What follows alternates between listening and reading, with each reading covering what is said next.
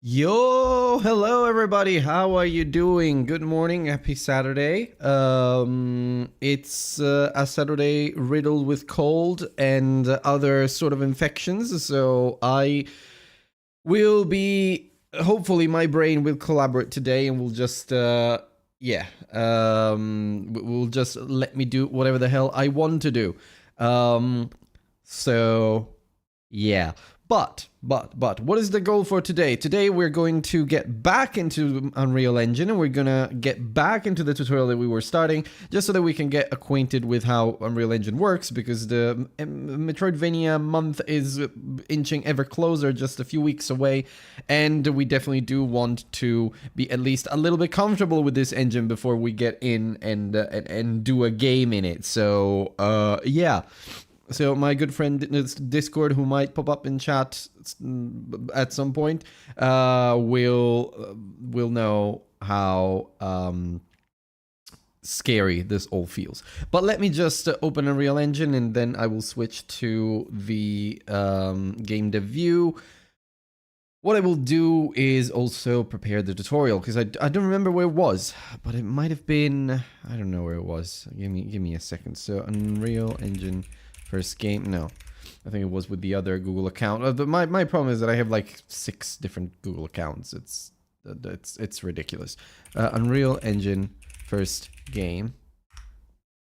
Your first game in Unreal Engine 5 tutorial. There we go. That should be the one. Yeah, it is the one. Yeah, this is the one. Okay. Great.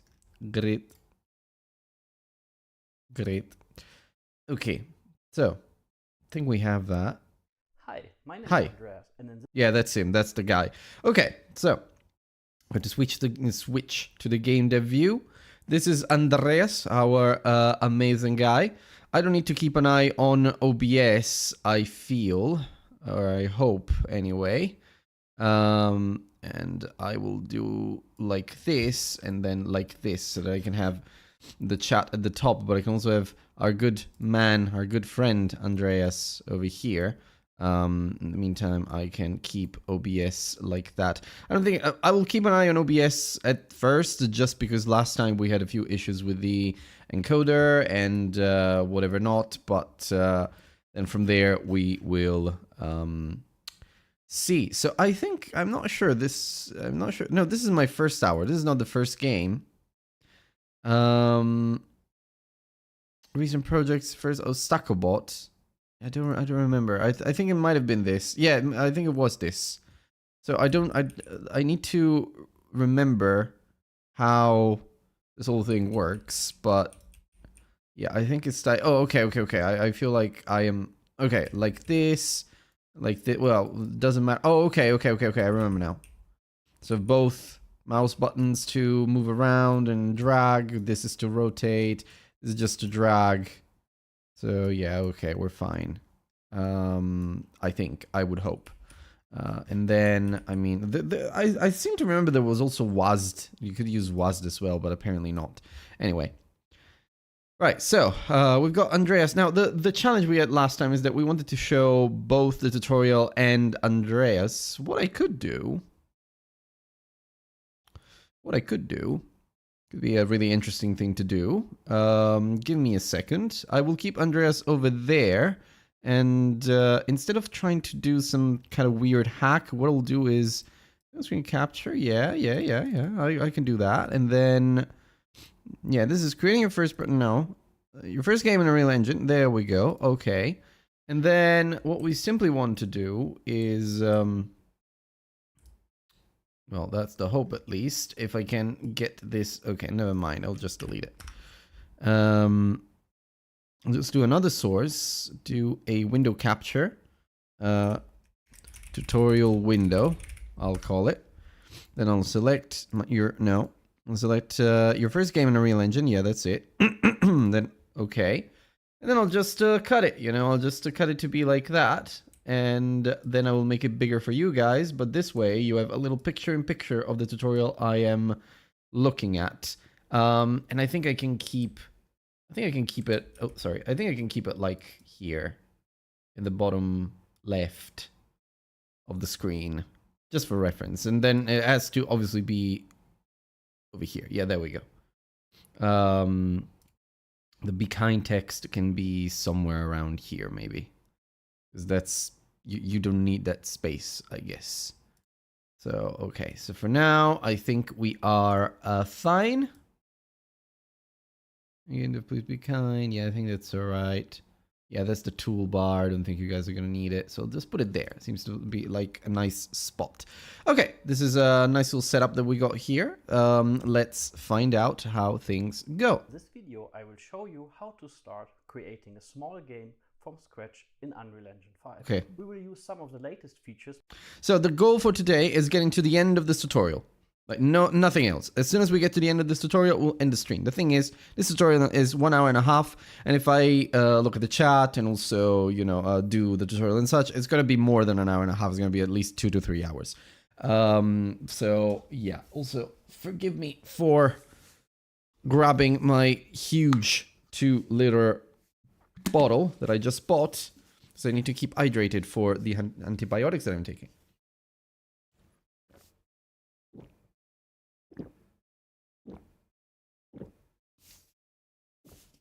Ah, that's nice. Okay. There we go. It's huge, this bottle.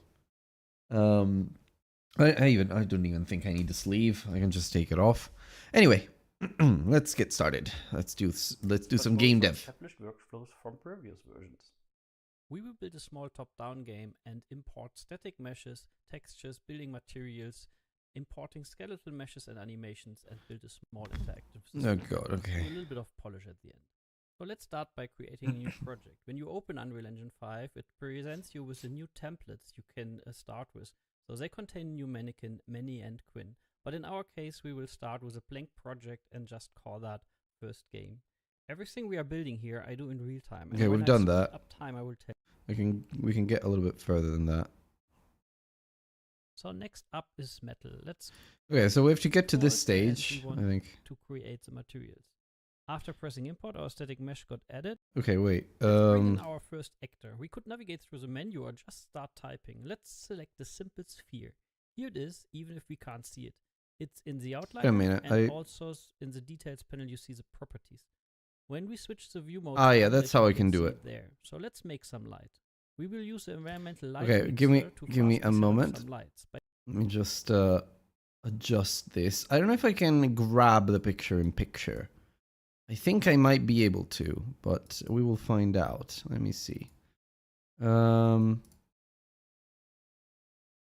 First hour stream. Oh, picture in picture. There we go. Yeah. Oh, great. Even better. There we go. There's the picture in picture. And we don't need to. Oh, yeah. There we go. We don't need to cut it. It can be the whole little window. Just put it over here on the left and down. There we go. So you won't be able to see what I see, but you'll be able to see what I do, which is probably a little bit more important. So let's go from there. This is the biggest I can make it. All right. Fair enough. By creating direction. Yeah. Properties. The menu or just start typing. Let's select the simple sphere. Okay. Give me a moment. Bring in our first actor. We could. Oh no, wait, because we were starting to do. Hi, personal Haiti. What's up? Yeah, all good. Just trying to learn some Unreal Engine for a game jam coming up. I come from Godot mostly. I've done like a few games in Godot, just small games like game jam games. But I want a challenge for this one, and a friend of mine is. Yeah. Tell me. If you're here to advertise your services, then you better ask somewhere else, because I'm not looking for graphic design or anything like that. But if it's a genuine question, then I will answer it. Sorry for the premise, but I do get a lot of those. Can you add my icon to your game? What do you mean? Like, do you have like a art to put in my game? I'm not making a game right now, so it's gonna be during the rest of the month, and I already have an artist, so I don't think I'll be able to do that, unfortunately. Sorry.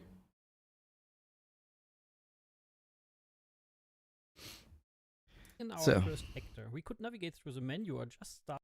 Let's bring in our first actor. Let's bring in our Why doesn't it want to go past that? Give me a moment. What is? first actor. We could navigate through the Yeah, wait.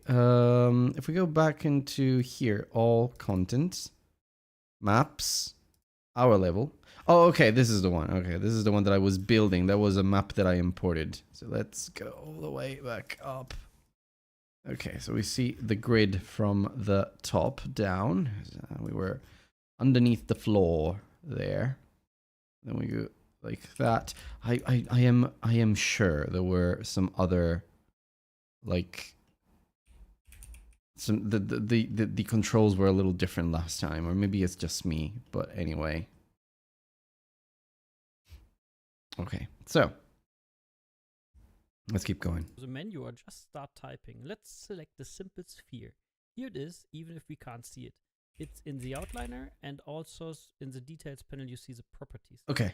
When we switch the view mode to unlit, we can see it there. So let's make Okay. some light. We will use the environmental light mixer to fastly set up some lights. Oh god, give me a second, mate. You're going very fast. Correct. Oh, and then it blocks. Okay. Oh, damn it. The player crashed. Give me a second. Okay. Nice. Where are we? Time lighting by default to investigate our scene. Down here is a content drawer with a folder structure of our game that you can also open up. Time I will tell you. Okay, great. No, it works. Before we start, let's go through the new UI. Here's a view. In our case, let's start a new map, and we Okay. don't use the existing ones, but we just do a completely empty level. Okay, empty level. Before we start, let's go through the new UI. Here's a viewport with our scene, and here's the outliner listing all things of our scene. Below Great. are the details of what we have selected. Up here are different modes like select, landscape, and foliage that we can use later. Oh, cool. Okay. This is the create menu with all kinds of actors we can place, and the green button starts your game. The view modes and show flags allow us to investigate our scene. Down here is a content drawer with a folder structure of our game that you can also open up with control space in all editors. With Okay. F10 you can toggle the sidebar. Let's bring in our first actor. We could Oh, navigate cool. through the menu or just start typing. Let's Okay, which we select a did. simple sphere. Here it is, even if we can't see it. It's Okay. in the outliner, and also In the details outliner, panel okay. you see the properties. When we switch the view mode to unlit, we can see it there. So Okay. let's make some light. We will use the environmental light mixer Window. to fastly set up some lights. By creating directional light, you can now begin to see the sphere. We can directly change the values like the Oh my intensity god, of it's the going light. so We fast. will use the environmental light mixer to fastly set up some lights. By creating directional light, Okay, I need a directional light. you can now begin to see the sphere. We can directly change the Are we in lit mode again? Yes, okay. values like the intensity, and with Control L, we can change the angle of our light so it comes a little bit from the front. This is real-time lighting by default. In the project settings under render wait a intensity minute. and with Control L, the environmental light mixer to fastly set Okay. up some lights. By creating directional light, you can now begin to see the sphere. We can directly change the values like the intensity. I don't know what value we put there. I think we put 3. Yeah. And then with Control L, he said. Control L does nothing to me. Oh, alright, if you click over there. Okay. So Control L. We can change. With Control L, we can change the angle of our light so it comes a little bit from the front. This is real. Control L. Oh, if you hold Control L. Oh, that's cool. Okay. It comes a little bit from the front, he said. So like that, I'd say. I have to, yeah, something like that. No, that's like the back, kind of like, wait, kind of like, yeah, okay, a little bit from the front. There you go. Yeah, kind of like that was kind of like the Twilight, or like, yeah, but that's fine. This is Lighting just by default. In the project settings, the under project rendering, settings and the you can rendering. find the settings. Where are the Project uses settings? a new global illumination system, Lumen. So let's add. Oh yeah, I think that is true for me as well. Like, where's rendering? Here. Light lumen. Yeah, dynamic global illumination method lumen. Okay, here we go. Some more. An atmospheric skylight, a sky and atmosphere, the new volumetric clouds, and a height fog. We Okay. also want our atmosphere light fully real time, so we check real time capture in the skylight. Okay, atmosphere light fully real time. Okay, give me a second. Skylight. Real time capture. Oh, it's already ticked. Okay, good. It's got all spawned at 000 in the world and are a bit hidden. So Okay. let's line them up a bit so we have a cleaner scene and don't lose the overview. Okay. Ah, yes, I've seen this. I've seen this happen. Also, why are they over there and why is my sphere over here? Sphere didn't spawn at 0, I think. Oh yeah, there we go. 0, 0, 0. Yeah. There we are. So now we what was the there we go. Same as the other engines. Great. We got the sphere at 0 at the moment in the world. That will help us quite a bit. Oh yeah, that's the move tool. I think. Okay, Q, W, E, and R. Oh, look at that! They're all in one row over here. That's really good. Good. So we're gonna move that one above by a bit. Then the exponential height fog by a bit too. Atmosphere as well, and the skylight as well, and the volumetric clouds too. I mean, he moved them kind of arbitrarily, I guess. What we also can do is creating folders in the outliner and move our actors for the light setup in there. Ah, yes, I like that. Projects can very fast Lighting. get very messy, and some housekeeping from the start can go a long way. Next, let's save our map. Okay, Again, save our let's map. keep it clean, so we want to do a new folder calling it maps and save our map as valley. When we now want to do a new folder calling it maps and Inside save content, save our map as valley. Okay, yeah, that's where we did that. Okay, so When this one we now did. Take a look in the content drawer, you find this folder Oh, we structure. want to save it as Valley. Okay, wait. As Valley. Oh, wait. Rename. Yeah, F2. Valley. Yeah, it's fine. Now we want to bring in our first own asset. In Okay, the first content asset. drawer, we will create a new folder and call it props. That will contain our meshes, materials, and textures. Pressing import, let me choose an asset I want to bring into the engine. SMCreate is an FBX that was created in Blender, but you can use any DCC tool or get them online like from Sketchfab. We don't change any defaults, and we want to create the materials. After pressing import, our Wait, that's the crate, and I think it was in the I had it. Textures, no. Character spot, no. It was somewhere. Started content, I think. Props, no. Damn it. Give me a second. SM crate. Let me just dig around my file system.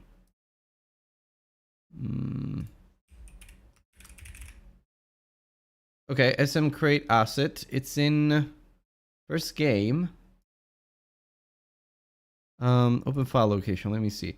First game content props. What?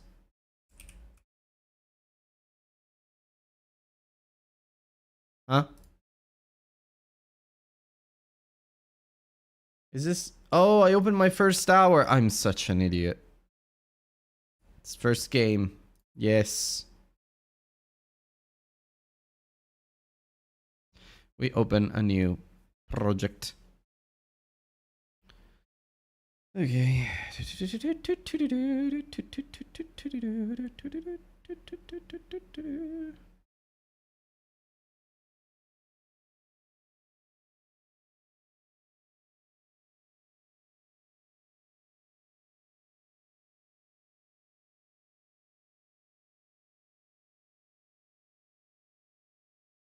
Okay.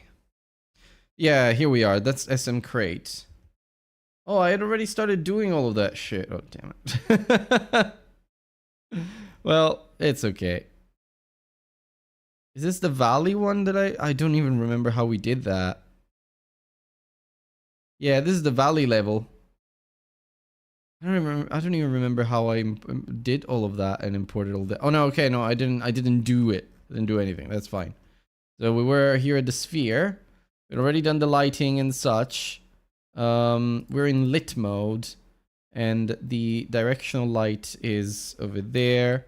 And I think comes to, yeah, that's the light, and we can have it come from the front a little bit, just like the man is saying. There we go. Okay, great. We save. Okay, now we can go back to it. So we've got the props, and inside the props we've got the crate, which is a static mesh. A static mesh got added, as well as the 3 materials this FBX uses.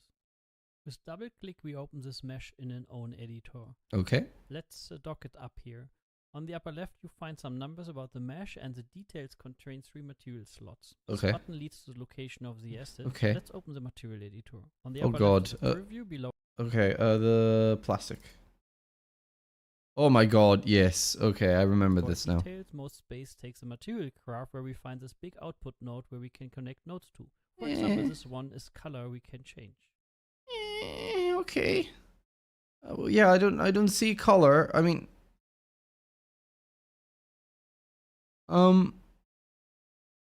is this? Oh, is this the color? Yeah, I think it is. No, this is not the color. This is the alpha value, I think. I need the diffuse color, shininess and such. So I think maybe it's the diffuse color. Maybe this. No, this is also alpha. Oh no, wait. Okay, this is right. This seems to be correct.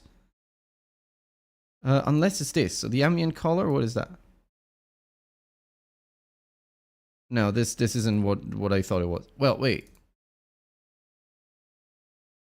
No, this isn't what I thought it was. It's this. It's the diffuse color. Thong to metal roughness. Okay. So this is the diffuse color, and we can just pick a pink like that.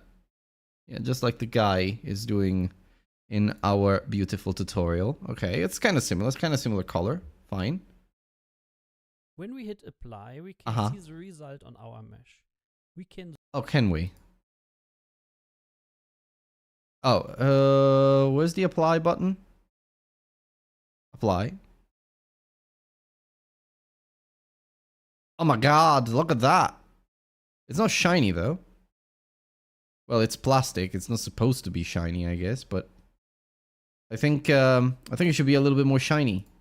Where's the shininess? Oh my god, look at these nodes. Can I just collapse these? Oh, no. Oh, okay. Burp. Sorry.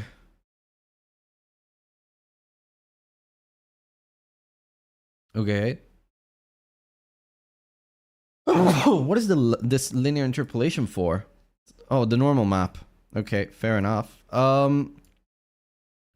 would like to collapse these nodes or hide them somehow. I don't think it's possible though. I have a feeling it's they have to stay there. Because I can't find what's the shininess? No, it's not that. Is it this? No. Is it this? No. Is it this? Yeah, that's the value of the shininess. So we can do like 50. Yeah, and that becomes a little bit more shiny. So now if we apply it. Yeah, there you go. It's not as shiny as in the tutorial, but it is somewhat shiny, I guess. So we could just pump it up a lot, like do a value of 100, value of 200 shininess. I don't think that changes much. I'll be honest. I think it's up to 100 maybe, but oh no, okay, it's noticeably more shiny. It's all right. Okay, great. Zoom in a bit to see how the material is looking from different angles. Let's go back and improve this a bit.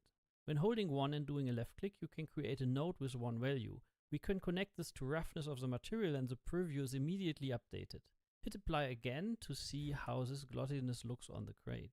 Give me a moment because I just can't. Unreal Engine WASD movement.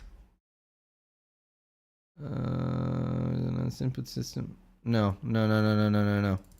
WASD viewport movement. No, viewport is like WASD. Oh, okay. I think I. Oh, okay. Now I remember. Ah, there we go. Okay. If I use WASD while holding down the mouse, the right mouse button, or any mouse button really, I can move around a little bit more smoothly. Okay, that's fine. Hey, your Discord notification broke for me again because it pings me for the message that I read already. Why does it do that? Why does it do that? Well, wait though.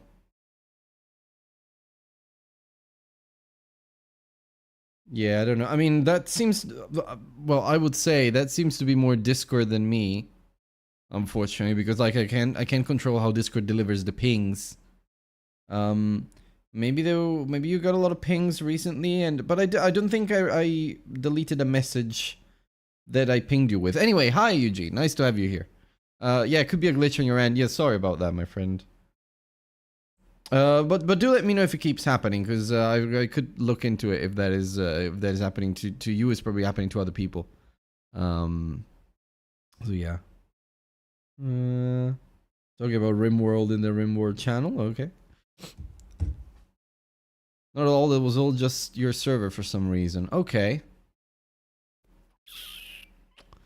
Yeah, that's annoying. And that is only the phone app. Oh god, okay. Yeah, no, I know the phone app can get annoying with some servers. I don't know why it does it with mine, honestly. Which one is the ping right now that is giving you problem? Is like what channel is it? Is it Diary of a Livestream? Is it the last ping that I did for subscribers? Could be.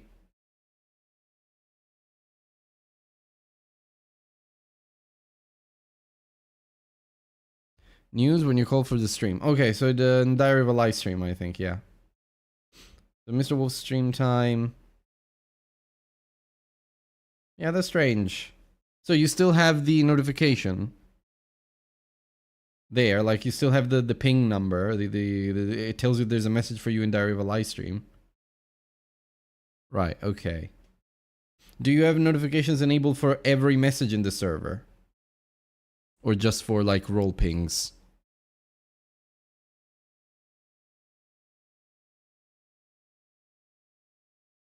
It's strange because the bot doesn't tag subscribers anymore. I removed the tag from the bot.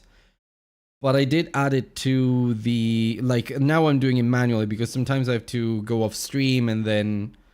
and then I come back and then the bot says, oh, it's Mr. Wolf stream time again. And then it spams subscribers like 10,000 times. That's something I want to happen. I wonder if it's like an old message that the bot sent some time ago. And that I deleted, and so you're not able to remove the ping for some reason. But can you mark the whole server as red? That should hopefully get rid of it. And hopefully it will not happen again. So while you respond, I will keep going. Let's make it more interesting, but you can connect this to see how the material is looking from different angles. Okay. Let's go back and improve this a bit. Okay. When holding 1 and doing a left click, you can create a node with one value. We can connect this to roughness of the material and the preview is immediately updated.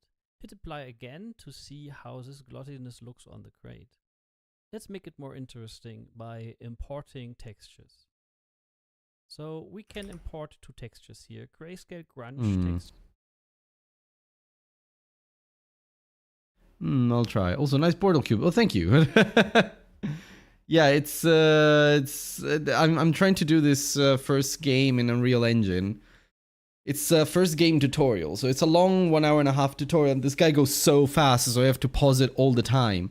But I'm trying to learn how to make games in Unreal Engine because I'm gonna have to do one pretty soon. Doing a left click, you so can create an hour mesh. let's see. We can zoom in a bit to see how the material is looking from different angles. Uh-huh. Let's go back and improve this a bit. Okay. When holding 1 and doing a left click, you can create a node with one value.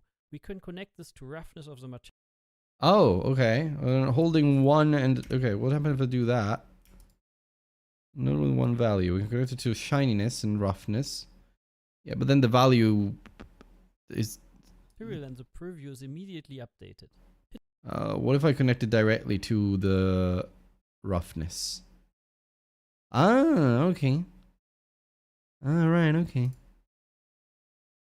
No, no. Oh my god, look. Oh god, what am I doing? Okay, good. Okay, if I move this one over here, oh my god, look at this tangle of nodes and such. Let me just try and arrange things in a much neater way. There we go. We got that. Then we just we do that and that and that. No, actually we do like this. Okay. All right, now it's a little bit neater, I guess. If I move it like that, yeah, it's a little better. Also, well, I'm trying to make a chat reader again. Maybe I'll share the source code with you if you want. A chat reader? What do you mean? For like streamers? I'd be interested. Node hell. That's why I love code blocks like in Scratch. Looks better. Yeah, no, Scratch is nice. It's a lot better. But here, at least, I mean, I can arrange them. It's up to me how messy I want it to be. Right now, it's more readable. Before, it was completely impossible. But yeah, so basically, if we connect a node directly to here, to the roughness, then it handles it differently compared to the shininess. To connecting it through the shininess and then going directly into the roughness. Unless I'm missing something. I think, let me see. If I delete this connection, how do I remove the connection that I made here? Hold Control and Alt. Yeah, no, okay. No.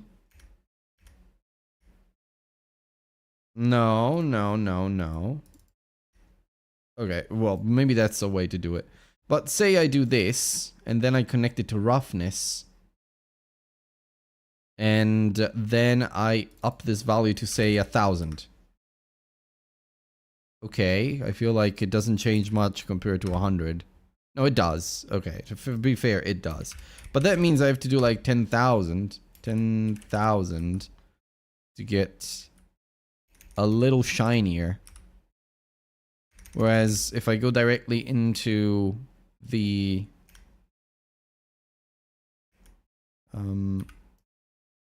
there must be a way to delete a faster way to delete a node connection, but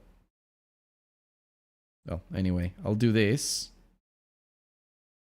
Okay. Oh wait, so the roughness close to 0. Oh, okay, wait. Am I that stupid?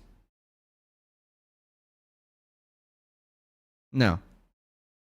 Because the shininess then connects to the roughness. But want the roughness to be... Okay. So obviously we want the roughness to be 0 here. And that's super reflective, but... Hold delete or right mouse to disconnect. I assume from my Blender use. Oh, it could be. Hold delete. No, it doesn't. I have to double click on the node on the connection and then do backspace to delete. But I'm sure there's a better way. What's this called? Let's see. So if I Unreal Engine node link delete node connection. There we go. How to connect, move this connect. No, delete it. Use Alt and click on the input or output point of the line. Okay. So yeah, okay. Or the entire line. So yeah, Alt and click. Okay, I knew it was going to be something like that. Okay, great. Back into the tutorial. Hit apply again to see how this glossiness looks on the crate. Okay. Let's make it more interesting by importing It's a little glossy, though. textures.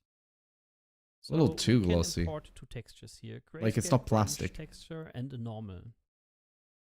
So once this is imported, we will find it in the content drawer and can drag in the normal. I think I have and it. connect that to the output pin. Yeah, is it the So, grunge? when we so once this is imported, we will find it in the content drawer and can drag in the normal. No, okay, and that's the connect plastic. Okay, this one.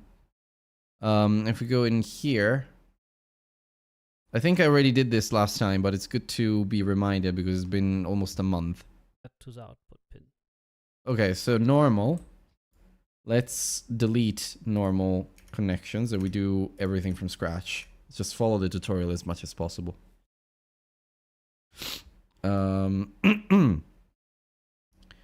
So we're here, and that's the roughness value, and we're fine.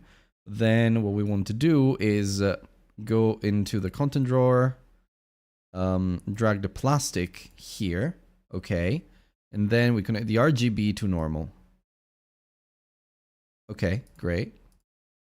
So when we zoom in a bit, we see this nice little bumps here on this material, which we can also Yeah, very use slight. on the crate if we want. Very slight bumps. So let's go back and do one last touch until this plastic is done. Okay. Let's bring in the grunge texture, and The instead grunge, of okay. using a fixed value, we use this for the roughness, which gives us Oh. a little bit touched, which is quite nice. Okay, so now if I go in here, get the grunge texture, put it in the roughness. Yeah, now we're talking. Look at that. It's a little bit more interesting. Very dirty as well. Nice. Some grunge texture. Then we put this one over here for the normal. Okay, and actually we can bring this a little closer now. Okay, good. So here we go. This is our plastic material. Okay, we So apply let's that. go to the next one. So next up is metal. Let's open up this. I mean, oh yeah, okay. I guess it's there. Yeah, it's not as shiny as it was. I wonder is the one So here as we well? go. This is our plastic Looks material. the same. So let's go to the next one. Yeah, okay, I guess. My purple is a little darker, so maybe I'll do like a lighter pink. Yeah, something like that. Maybe. Yeah, okay. Oh, maybe more So like next that. up is metal. Let's open up this material, and the first thing we want to do is changing the color a little bit. It's kind of like that, yeah. I think. I mean, I don't want to obsess over the color, but... Okay. And then apply. Right. Well, now it's too pink. No, I want it to be like a little bit more purple. Yeah, like that. Like that is fine. I'll be happy with this. All right. Yeah, it's fine. I don't mind this. Then So next up is metal. Let's open Metal. up this material, and the first thing we want to do is changing the color a little bit. okay. So let's double click here and make that a little bit lighter. Next, Give me a second. Why is this?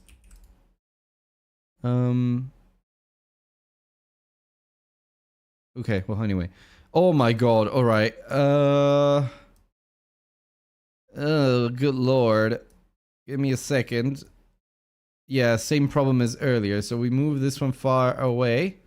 Move the lerp over here, and I think we're gonna have to replace all of these values anyway, so yeah, who cares? But at the same time, we've got a value for roughness and such. They kind of changed these props in this version of the tutorial compared to what the guy has here. So like, okay, color. we hold 1 again and left click to create a scalar and put that into. Yeah, I think I want to do that actually.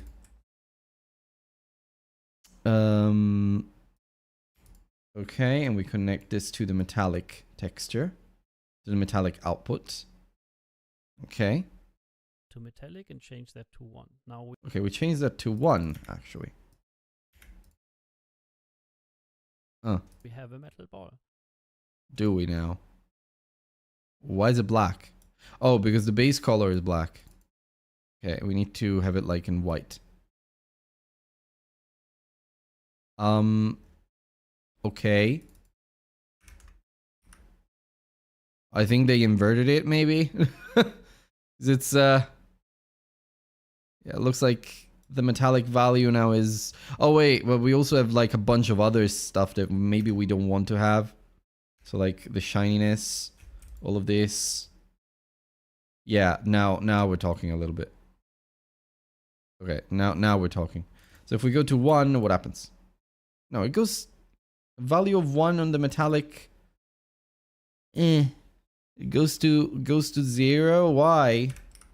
Like why does it become like that? Also, why is it gray? Why is it gray?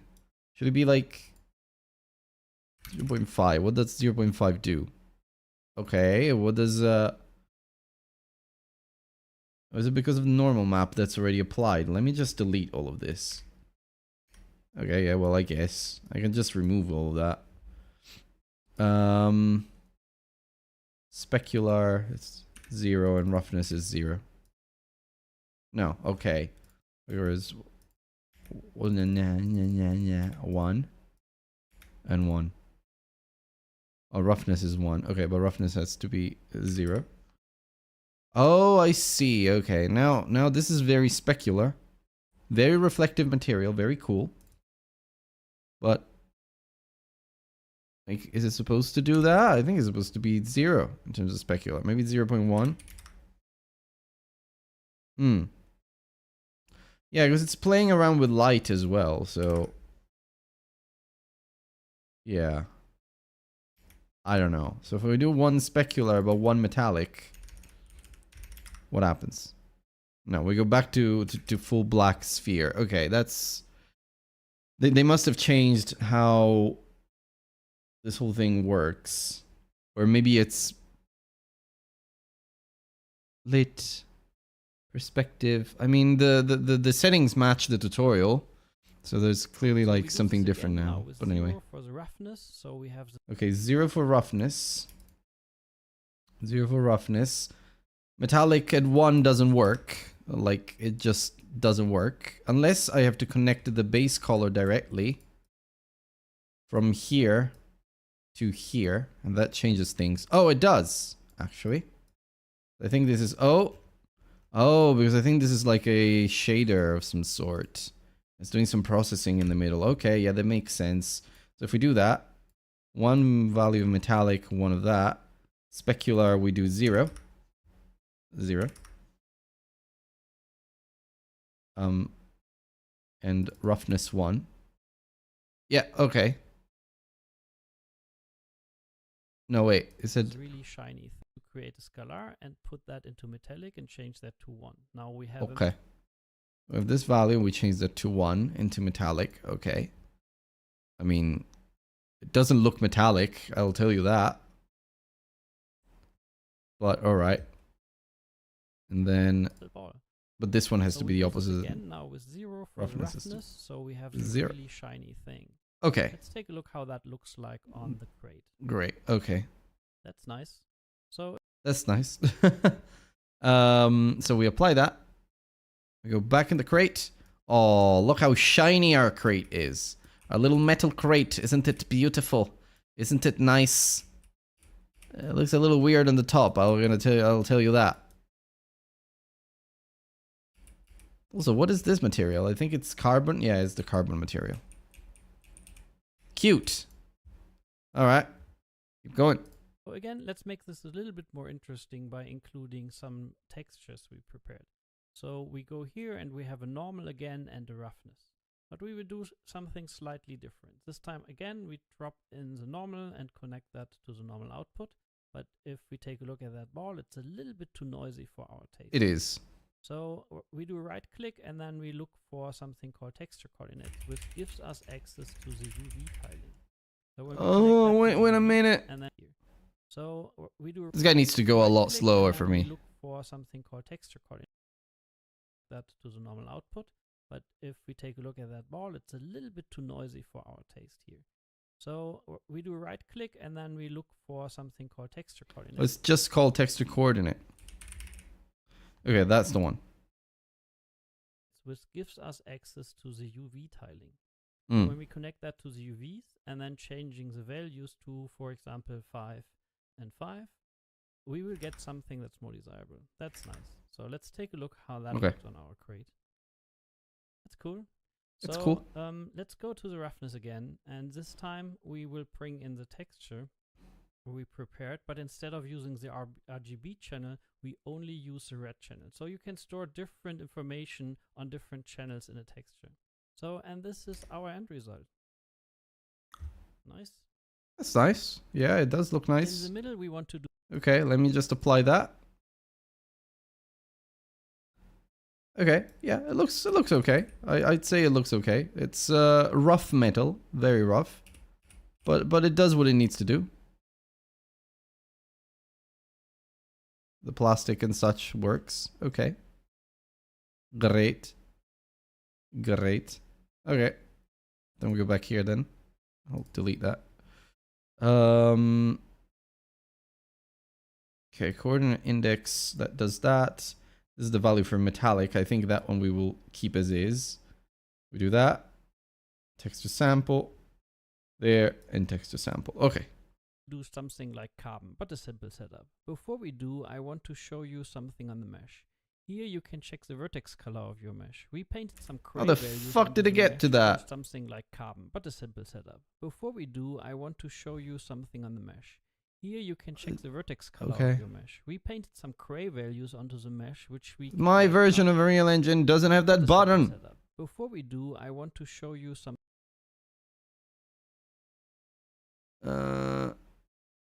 No. No.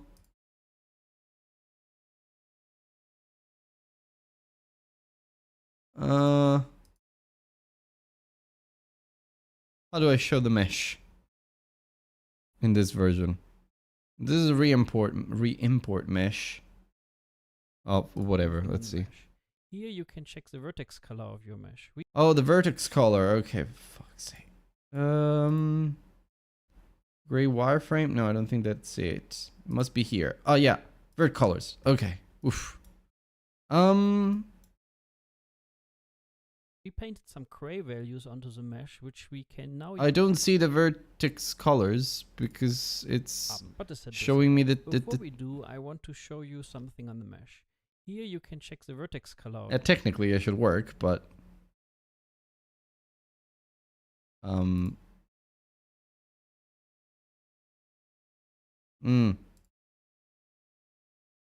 God, they really need to update this. Not sockets. Okay, vertex colors. Technically, this is what it's supposed to show me, but I can't. Okay. Of your mesh. We painted some gray values onto the mesh, which we can now use in the material. Let's open up the last material. Okay. And again, we start with importing two textures. And again, one is a normal and one is this time one we use for the base color. So wait, I need to understand this thing about the vertex colors because I don't see vertex colors here. I can't see whatever the man is telling me to see because it just shows me the textures, the materials. The last material. And again, we start with painted some gray values onto the mesh, which we can. Yeah, okay, I can see that on your screen, my friend, but did you do anything else before doing that? But a simple setup. Before we do, I want to show you something on the mesh. Here you can check the vertex color of your mesh.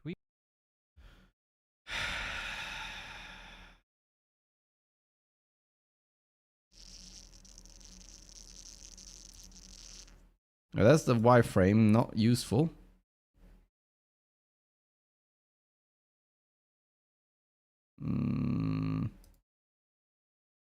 It's in lit mode.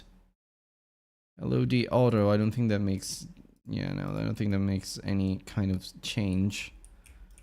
Why does the vertex colors show me? Is it maybe in vertices? No, it's not in vertices.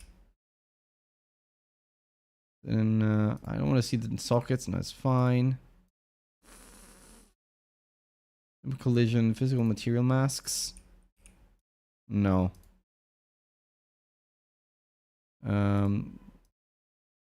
Yeah, I have no idea why it's not working as it should. Unless I need to be. No, I don't know why it's not working as it should. Well, okay, whatever. We won't know. Some gray values onto the mesh, which we can now use in the material. Would have been very useful, but Let's open up unfortunately. the last material. And again, we start with importing two textures. And again, one is a normal, and one is this time one we use for the base color. Let's take a look on the normal first. Let's see. And again, we start with importing two textures. And again, one is a normal, and one. Okay, I think I already have those. But I just have to remove all of that, and we just go from scratch. Let's see. This time one we use for the base color. Let's take a look on the normal for a second, which opens a new editor. Unreal identifies this as normal automatically and sets up the values it's needing. So we have nothing to do here, which is nice. Let's go back to the material and now drag both of those in. Okay, we need to drag in. Again, not the timing we want. So with the texture coordinate node and some very high numbers this time, we will. Okay. Oh, and we need the base color to be. Oh, I deleted the base color. RGB.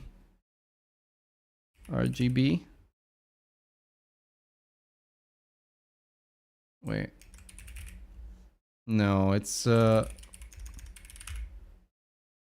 not linear to RGB. Vertex color, maybe? No, it's not that.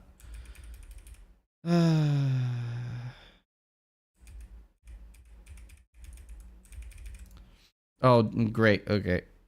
Too many undos and beautiful Unreal Engine crashes. Oh my lord. Starting to regret using Unreal Engine for this jam. Ow. I hurt myself. I've got like this on the microphone. I've got like a little clamp. You can't see it. Well, no, I can't show you. But I've got a little clamp that I had to put on the arm because I had no way of using this one otherwise, this pop filter.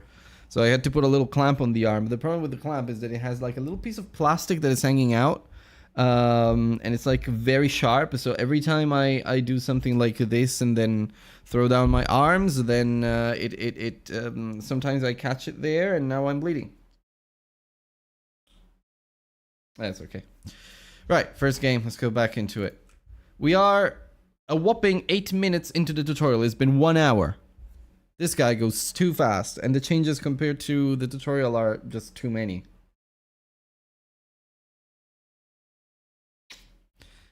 Skip restore, I don't care.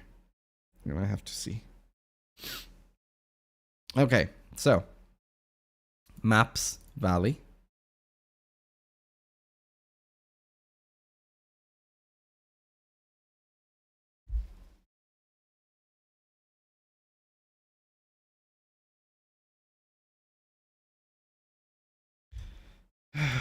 All right, so where were we? We were in the props. We haven't even done any programming yet. We're just playing around with materials.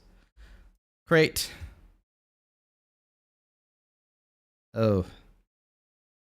Oh no, what do you mean?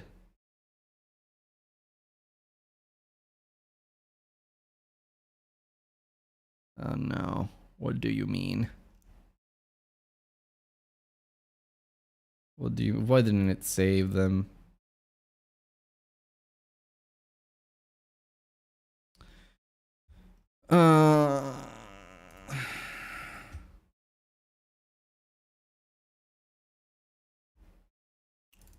Okay, let's do it again. I think I remember what I did anyway, so this is useful. So I'll remove all of this. Just remove everything. So this one goes into the base color. And it's going to be pink, super saturated. There we go. Maybe this pink. I think it was like this. Yeah, that's it. Okay. Then we used textures, I believe. So we had this normal map, which we dragged into the roughness, I think. Yeah. And then we had the...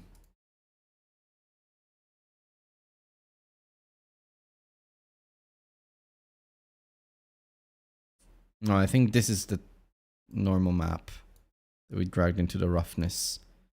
And this was the... okay, let's go back and see.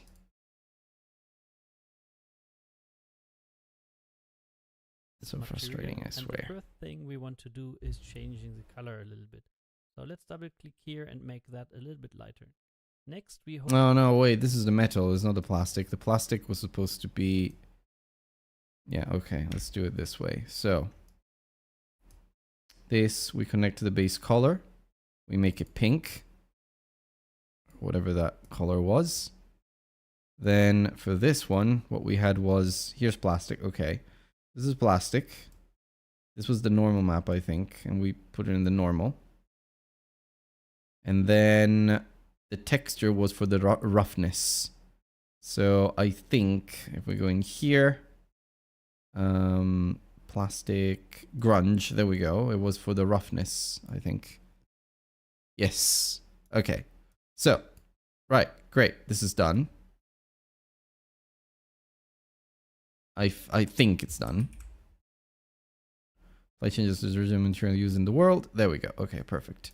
Then if we go into the metal, now what we want to do is something quite similar. We want to, however, change the color to be like white. Make it a little bit clearer like that. Okay. Then we had... hold 1 again and left click to create a scalar and put that into metallic and change that to 1. Now we have a metal. no, that's not what I wanted to do. Something slightly different. Just click and then we look and 5. Oh yeah, okay. So the normal map was texture sample, it went into normal. But we did the coordinate. Yeah, and we dragged it into the UVs and then we changed this to 5 and 5. I think. We will get something that's more desirable. That's nice. Okay, and then we also had a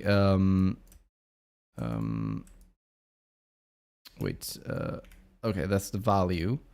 We had this to be 1, I think, and we put it into the metallic bit. Yeah, okay, that's the, yeah, okay, perfect, reflection and such. Great. So let's take a look how that looks on our crate. That's cool.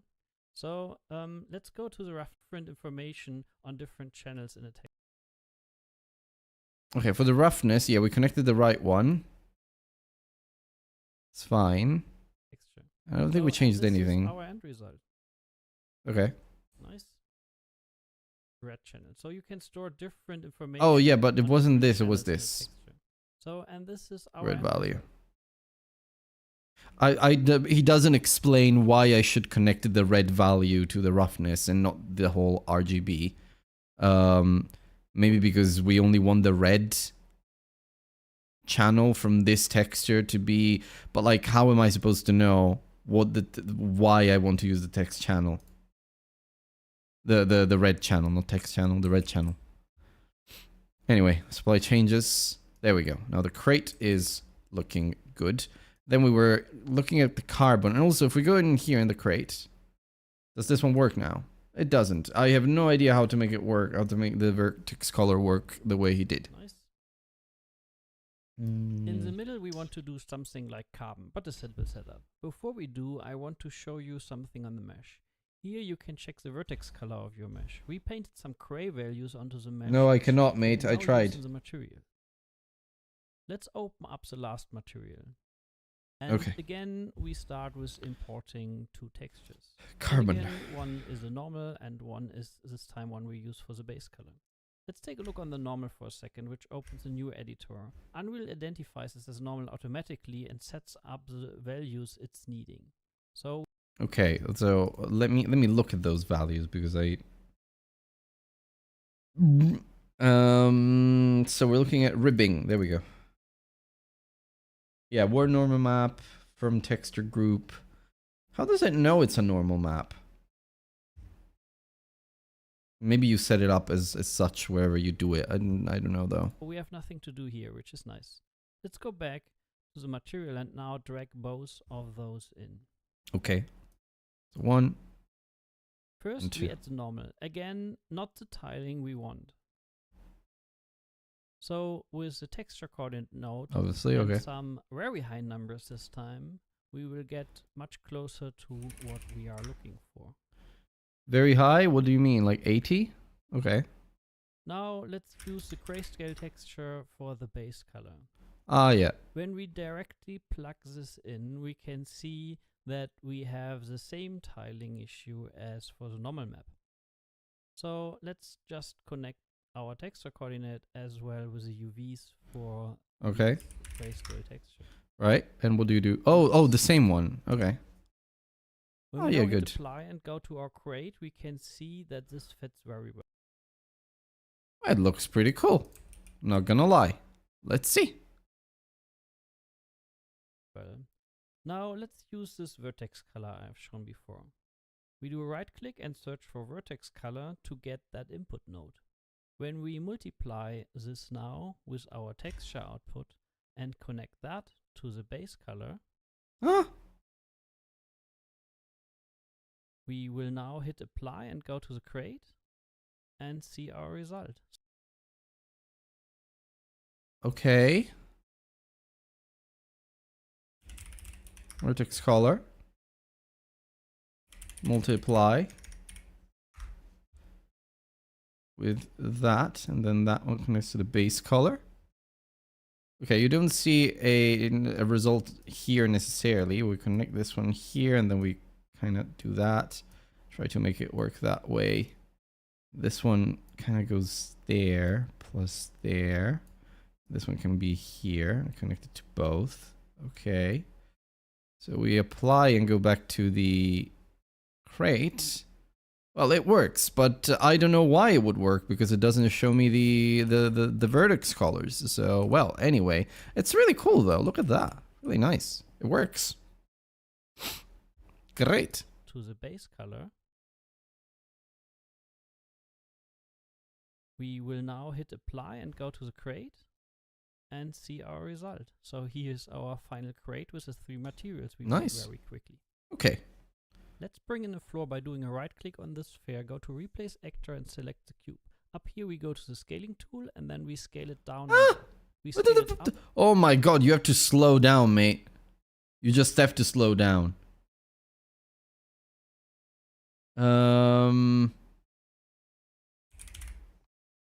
Replace selector after with what? We will now hit apply and go to the crate and see our result. So here's our final crate with the 3 materials we made very quickly. Okay, so can we save this? Thank you. Let's bring in a floor by doing a right click on this sphere, go to replace actor and select the cube. Up here we go to the scaling tool and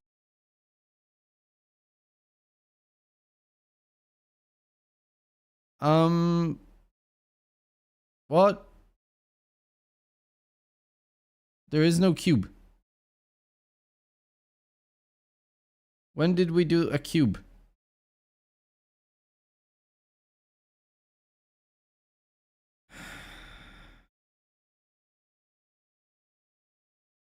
then we scale it down on we made very quickly. Let's bring in a floor by doing a right click on this sphere, go to replace actor and When did we place a cube? Oh, whatever. I can do it another way. Well, static mesh cube. Oh, come on.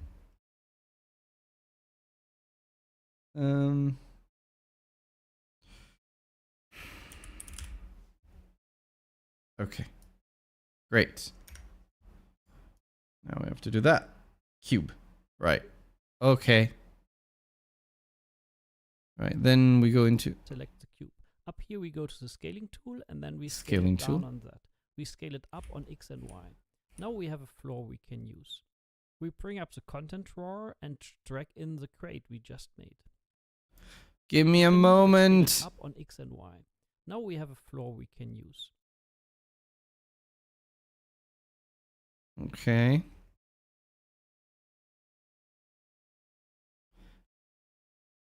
Okay, we got a floor now that we can confidently use. Okay. We bring up the content drawer and drag in the crate we just Uh-huh. made. Okay. We can move Oh, it around cute, and look at that. rotate it to see it in our light setup, and we can move the camera a little bit around. Oh, no, no, no, no, no, no, no. We can also change the light again to test how our material reacts to the different light scenarios. And here we are with our first scene done. So now let's talk about logic. Yeah, I mean, thanks, but good When lord. we press play, it's Okay, now we're getting into the blueprints. Finally, it took us an hour to get into actual programming. Let's do it. Ah, yeah, it's very reflective, so it reflects the sky as well. Okay, and yeah, about that, the directional light says sky atmosphere. If we change this one, I don't remember how, but I really don't remember how. Skylight, I think it was this. There was a way to kind of rotate it. Not that. Not that. Ah, yeah, this one. Oh, look. So nice. Okay, back to where it was. Okay, so. seems nothing is really happening. With a crate selected, we can scroll down in the details and select simulate physics. When we now hit play, this crate falls to the ground. Okay. Simulate physics, right? Yeah, I assume the base physics of Unreal Engine is anything but resource efficient, but what can we do? We do that. Okay, and if we hit play, oof, it falls. Okay, great. If we hit play like this, oof. Well, that feels, yeah. It feels like, it doesn't feel like a metallic crate. But obviously you can change all of those settings. Disadvantage is that this is only turned on this specific actor in the scene. If we bring in another crate that looks for the player exactly the same, it will behave differently. Obviously, because for this second crate, it's not set to simulate the physics by default. Mm. This is where blueprints can come in. Let's create a new folder and call that game element. Okay, there we go. Opening. We're getting into finally we're getting into stuff. So we're into content and game element, he said. Up the folder, we can do a game elements. Obviously. 2 game elements. right click to create assets. We will find a lot of different things, but we will concentrate on blueprints for now. And blueprints can be a lot of...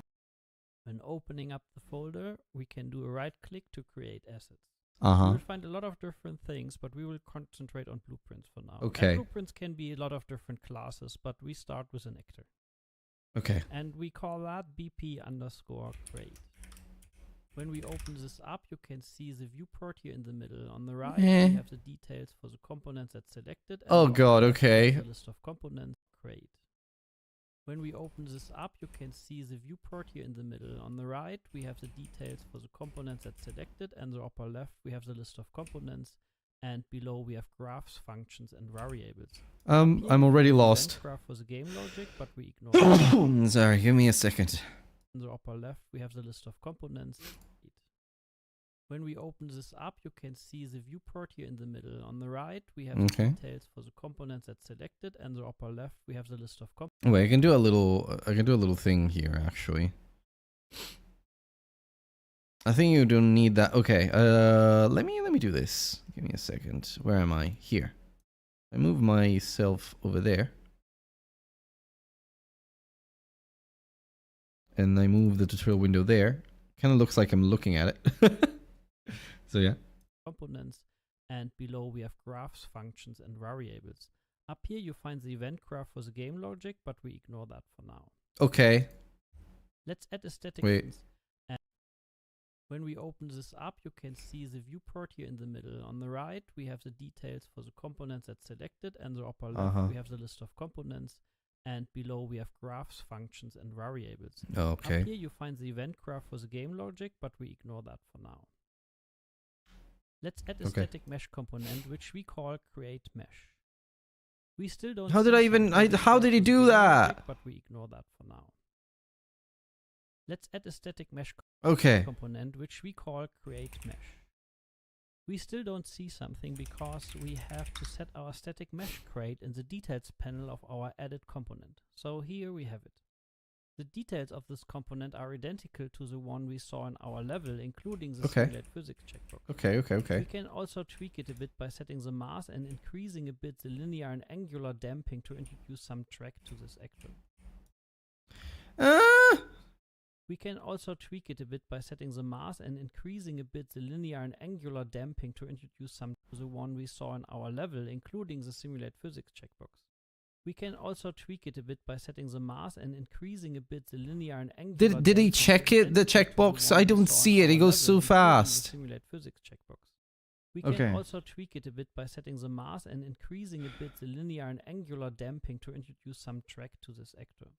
0.1 and 1. So we save this now and go back to our level. When we now bring in our blueprint, we jumping to introduce some track to this actor. I don't think it would. Including the simulate physics checkbox. Okay. We can also tweak it a bit by setting the mass and increasing a bit the linear and I angular think I put damping 40 to introduce some track to this kilos. Or 4. So we save this now and go Oh no, that looks like a 40. Yeah, that's 40. 40 kilos for this thing. Seems heavy, but alright. to our level. When we now bring in our blueprint we just made, also rotate it a bit and press play, you can maybe see it behaves a bit differently. Oh. The advantage is when we bring in another blueprint crate, it has the same default values we just introduced. And okay, give me a moment because I want to test all of this. Oh, it does. Look. Nice. Okay, cool. These are basically the, like the, these are basically like the scenes in Godot. Or, yeah, scenes, basically. Okay. when we change it in the blueprint, all actors in the scene will change too. Okay, nice. Now let's replace our floor with a landscape. Okay. We can delete our floor and select the landscape mode. This lets me create a landscape. We do not bother with the details yet and just hit create. Now we have a landscape. Okay. Oh, that's nice. Okay. Wow. All right. Ooh, we've got brushes and such. This is cool. Okay. Landscape that we can sculpt, paint, or use landmass tools, but I don't want to cover that. We can. Oh, I don't want to cover that. Okay. For example, the strength. We can sculpt, paint, or use landmass tools, but I don't want to cover that. We can change the brush size. For example, the strength and the brush size and the fall off for smoother or sharper edges. That's nice. Okay, I'm look at not that. a very good level designer. So let's try briefly to sculpt something that looks like a small valley. Okay. Like that. I'm changing a little bit the brush size and then just really fastly drawing something here. When Okay, so I need to, so the strength is like 0 something. 0.3. Give me a moment. I have to just blow it up to full screen. 0.3, no, 20. Okay. I guess he's got, and then brush size 420, so we can go with, oh. Okay. Oh, why can I make it bigger on this screen but not the other? Oh, this is so much nicer. Okay, wait a minute. I can actually watch it from here. Let's see. You hold like a small 0.03064 and then 314. like that. I'm changing a little bit the brush size and then just really fast. Okay, brush size is 0.49 and 0.364 is what we have there. Okay, it's fine. Lele. There we go. Oh no, it's too small for you guys now. Wait. Okay. Right. Something here when something that looks or sharper. Okay. Is. 0. Let's say 3. I'm not a very good level designer, so let's try briefly to sculpt something that looks like a small valley. Like that. I'm changing a little bit the brush size and then just really fastly drawing something here. When you hold shift, we can also lower an area, like for example here. Okay. And well, mate, if you're not a good level designer, imagine me. Give me a moment.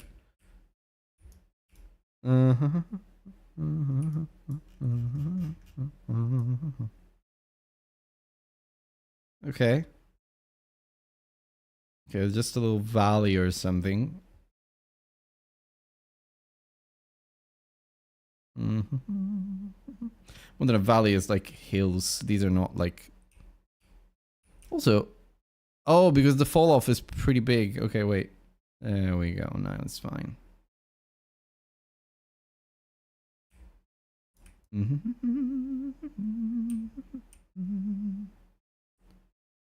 Oh, come on. Don't...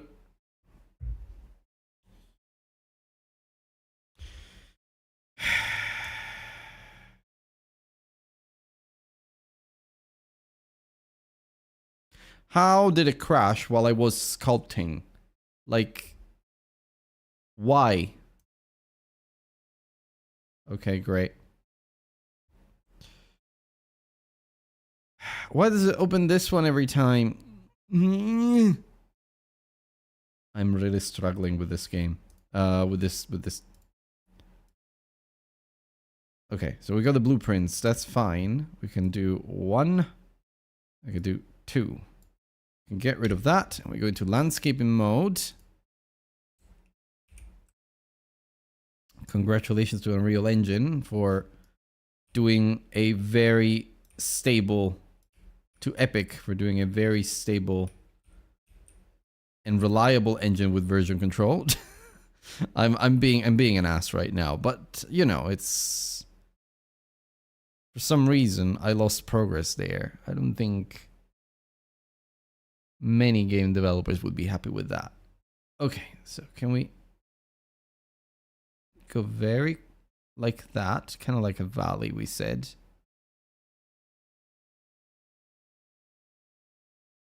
I'm going to do it like that, kind of that way. So the elevation is a little bit more smooth.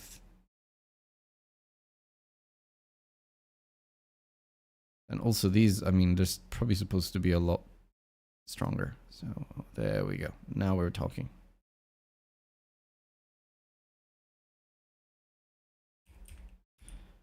Let me see. It's kind of a valley, yeah, all right. It's small, but it's kind of a valley. Have more mountains here. Okay. I mean, this is just a rough idea. Some of these are not even mountains, they're just a little weird. Oh, come on, it's crashing again.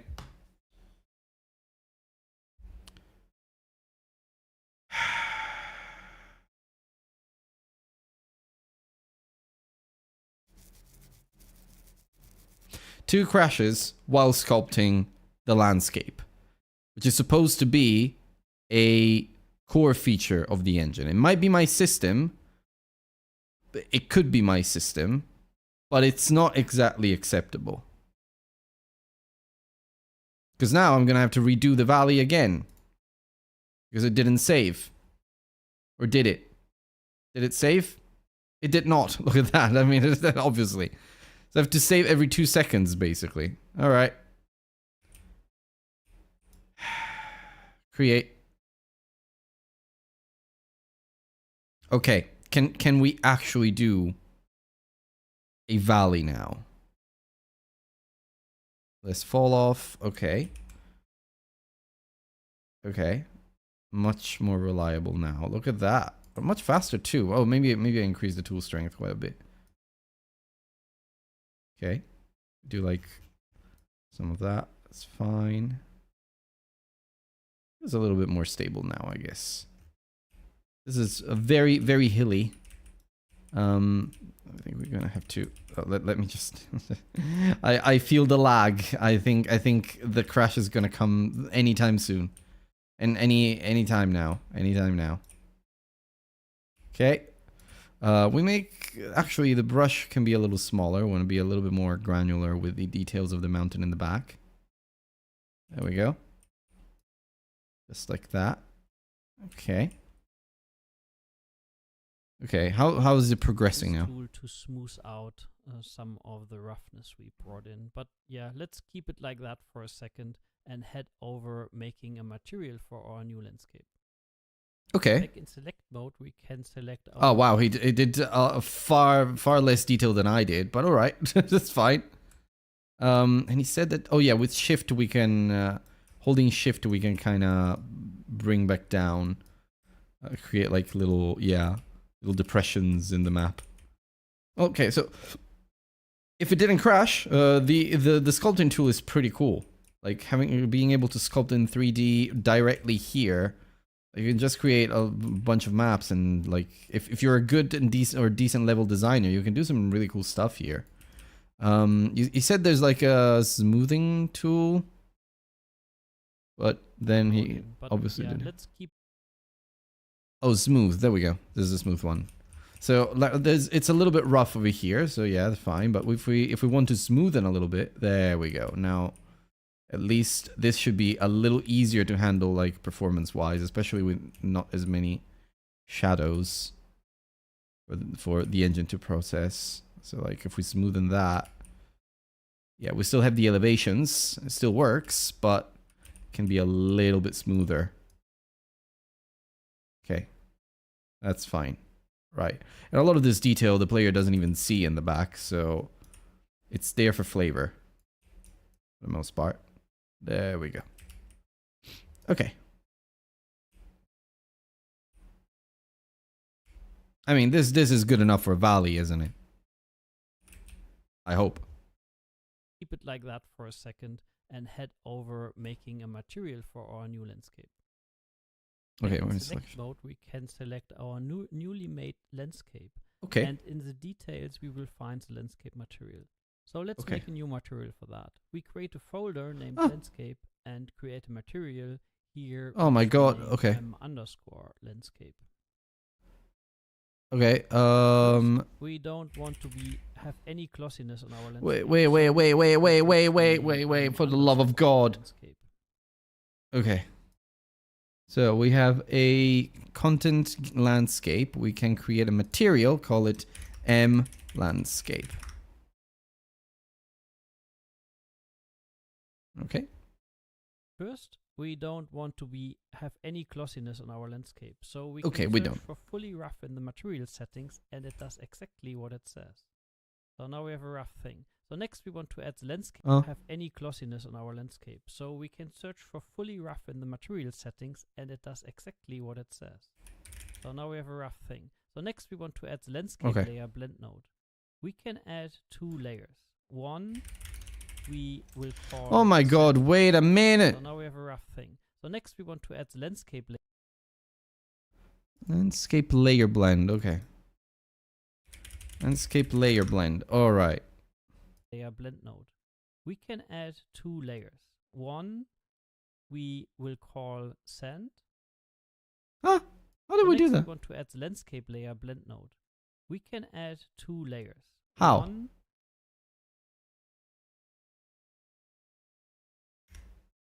right, okay.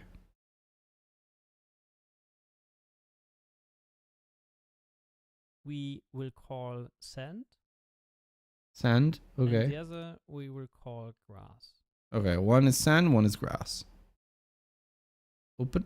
Open. Sand. Grass. This is why I don't work in 3D. That's very cool, but so time consuming. And when we plug this in now into the base color and we hold 3 and do a left click, we can create a vector node where we can set the color into like a darkish yellow tone. We do it again, but this time with a dark green. And now we hook this up with the 2 layers. Okay.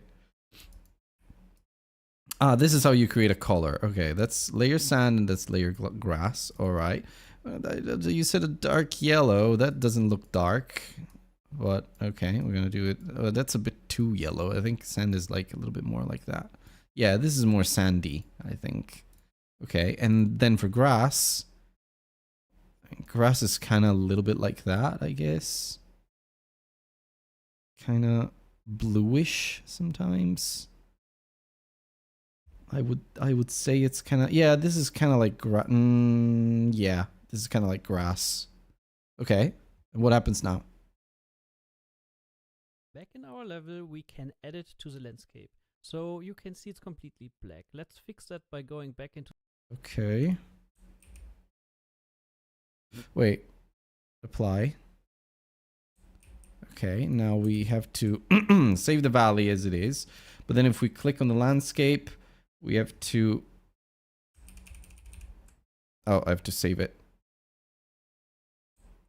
And it doesn't always work. Control S. So we got material landscape. There we go. Landscape material.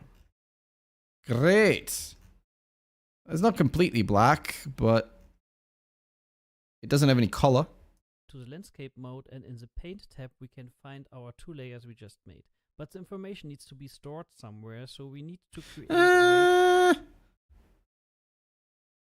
okay, paint. All right, paint here. Blended info layer, and we do that for the sand in our landscape tab. We can back in our level, we can add it to the landscape.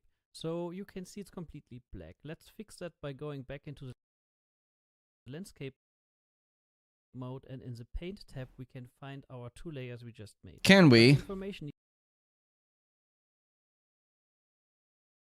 Huh? Why not? Isn't this the landscape? Why doesn't it? Huh? It doesn't show the layers.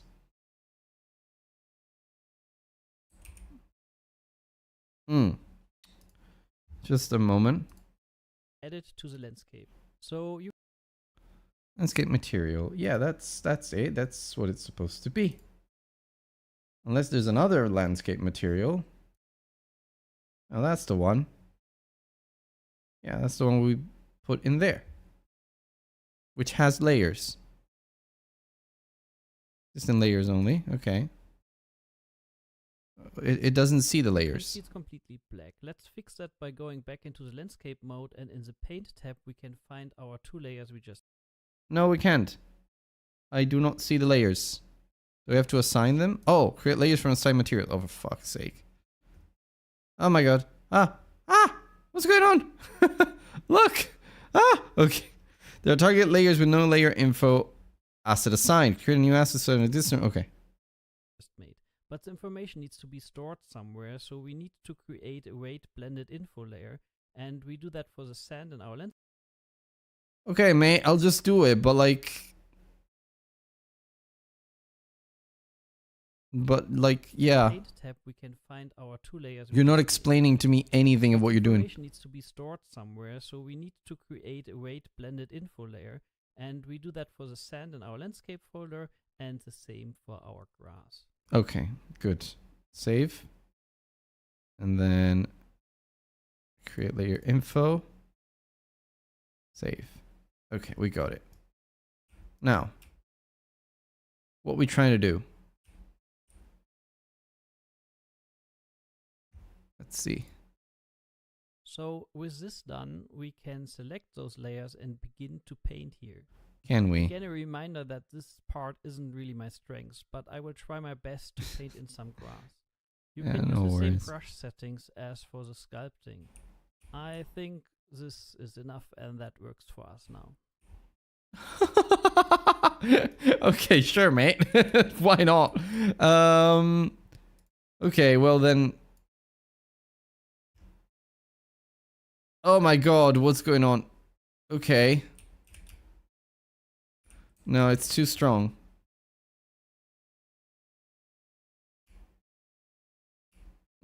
Let's see. It's too strong, too strong. We need 2 strength, we kinda need that, but brush size needs to be smaller. Brush fall off be kinda like that as well, so. Ugh. What's this?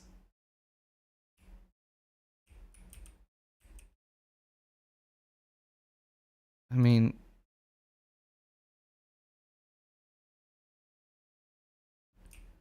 why is it so blocky?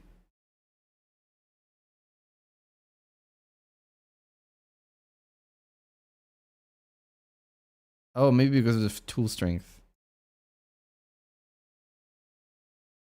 No, it's still very blocky. What the fuck? Doesn't look good at all. Hmm. You can use the same brush settings as for the sculpting. Okay. So big tool strength. It's so blocky. It's also neon green. Like, there's something weird going on here.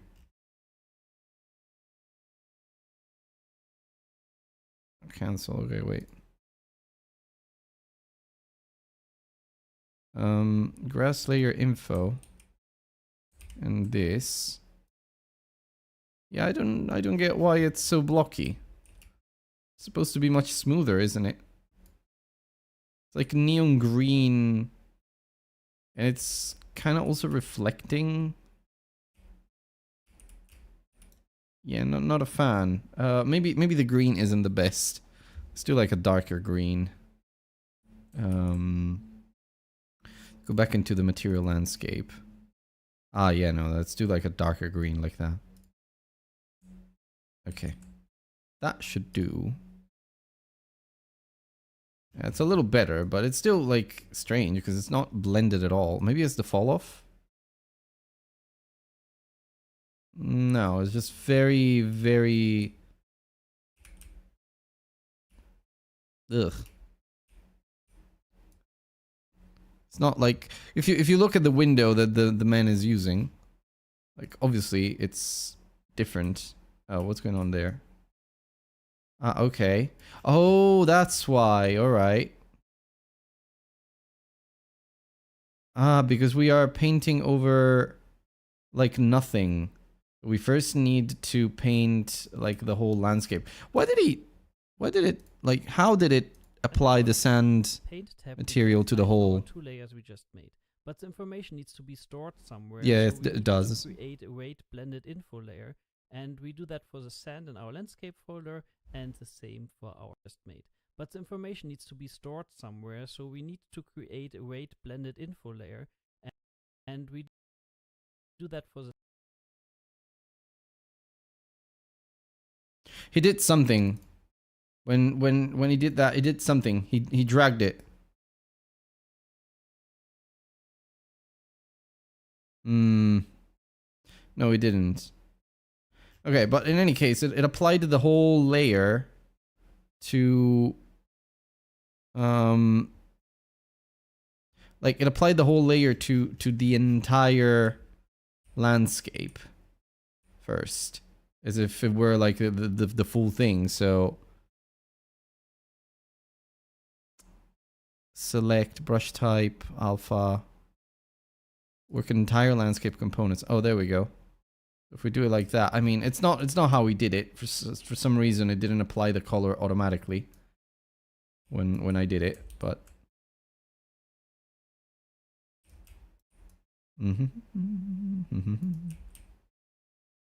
la da dee, la da do, la da da. Let's see, and there we go. So now we got this nice sandy landscape. Can we move any faster than this? Oh, thank you. Oh, this is the scroll. Oh, I can affect the scrolling speed. Ah, there we go. Didn't know that. That's cool. Okay. And now if we look at this from up there, then we can paint. Instead of using that, we can do this. Ah, yes. Now it's, well, it's still blocky, but much smoother. We can do like a little bit softer, I guess. Yeah, there we go. Ah, yes. Now it's smoother. There we go. Nice. We have some of that there.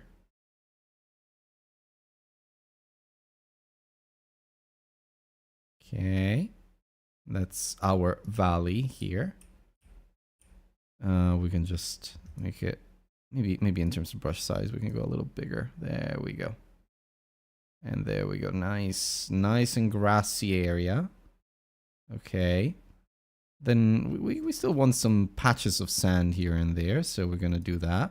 I know this is not supposed to. Oh wait, maybe even less strength. Yeah, there we go. Just to add some color. There. It's very sparse. There we go. Yeah, look at that. Isn't that looking nice? I think it looks nice.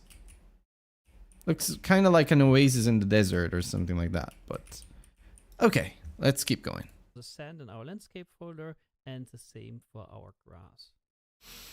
So with this done, we can select those layers and begin to paint here. Oh yeah, we did that. Again, a reminder that this part isn't really my strength, but I will try my best to paint in some grass. You can use the same brush settings as for the sculpting. Okay. I think this is enough and that works for us now. We can hide my simple drawings with some improvements on the material. So let's import some more textures. Okay. Here I have two tileable textures, one for sand and one grayscale one for grass. So okay, wait. we can remove the sand color node. Here we go. But I will keep the green. We can connect the sand and bring in this grass. And when we hit apply and check out the level, we can see that we have sand here. Wait, what did he do? And bring in this grass. In the grass. And when we hit apply and check out the level, we can see that we have sand here. Okay. So we have some textures here, which is nice. And we did a nice landscape layer blend. And now here, oh yeah, I have to apply the changes. So I have to save and apply. Ugh.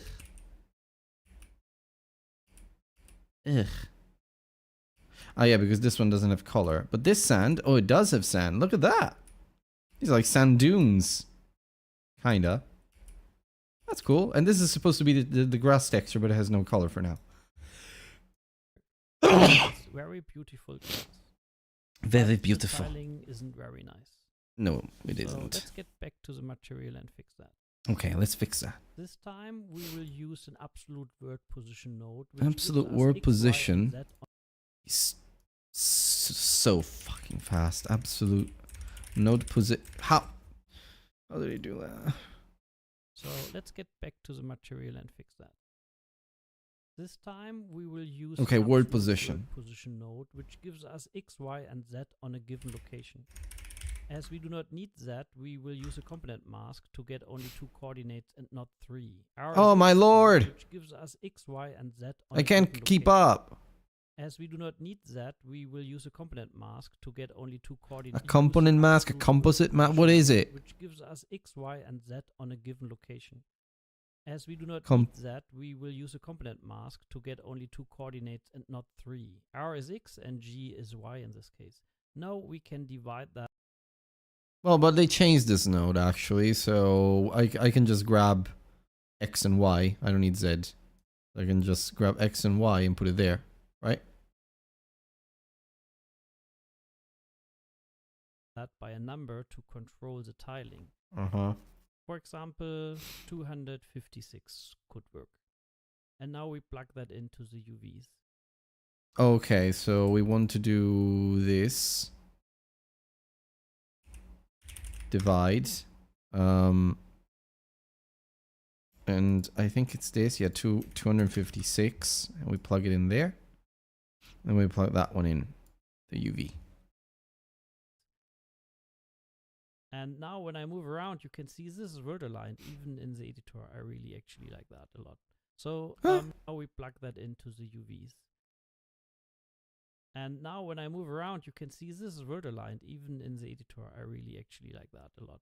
So let's copy this part and do the same for the grass. I'm copying it because maybe we want different values for now. So here, let's try like 512. 512. So when we hit apply and go back to our level, then we can see the result. So let's get rid of this, go to manage for now, so we don't have the brush. And here we are. So here's our textures. Okay, and that's supposed to be the grass, all right. So if we apply that, we go in here. Yeah, that's the grass, you can see it. And that's the sand. Yeah, it's a little better, I'd say, yeah. I can tell, yeah, I can see the sand a lot more clearly now. That's cool, okay. Link's not too bad, but the grass is not what we want. So let's go back here and switch that back to 256 for now. Yeah, and 256. So there's a very nice new node in Unreal Engine 5, which is called named reroute node. So we call that sand, and now we can unplug that, and in the layer blend, we use this as input. So that's okay. We can reroute node, so we call that sand 156 for now. Oh, that's cool, all right. And now some cleanup. So there's a very nice new node in Unreal Engine 5, which is called named reroute node. Named reroute node, okay. Named reroute. We plug sand. Okay. And then if we want to do that, we disconnect that and we disconnect that. We grab these. Oh, this is nice. It's nice optimization and cleanup. Just good housekeeping. So this one goes into a sand node, sand input node. Then this one can go into named reroute declaration node, and that is grass. So we can do the same thing here. Okay. I don't know if this affects anything, I'll be honest.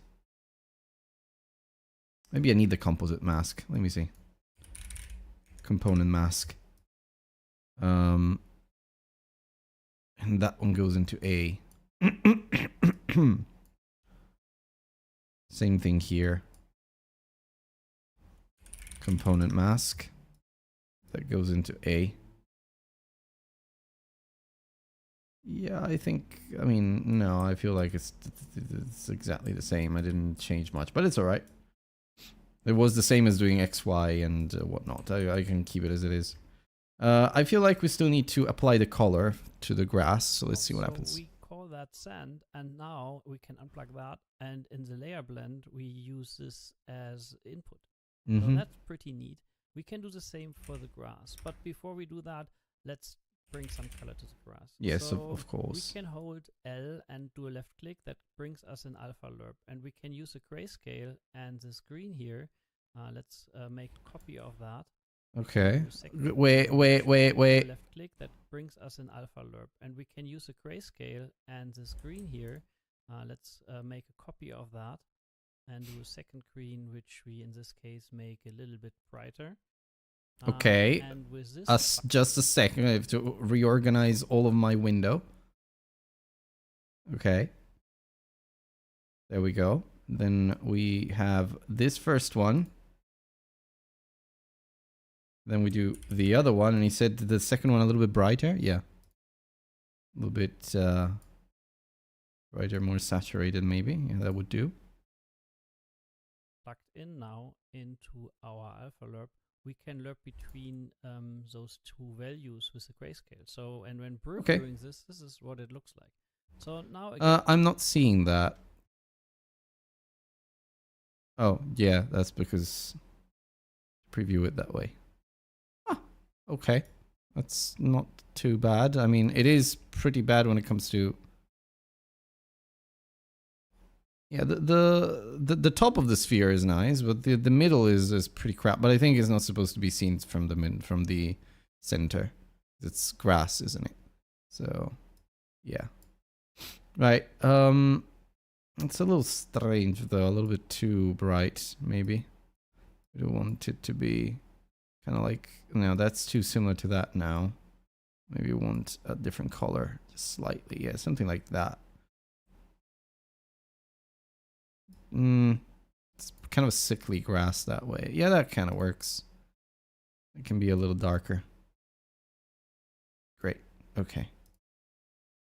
Okay, And now? do the named reroute node, name that grass, and also color that green, so it's a little bit better for our overview.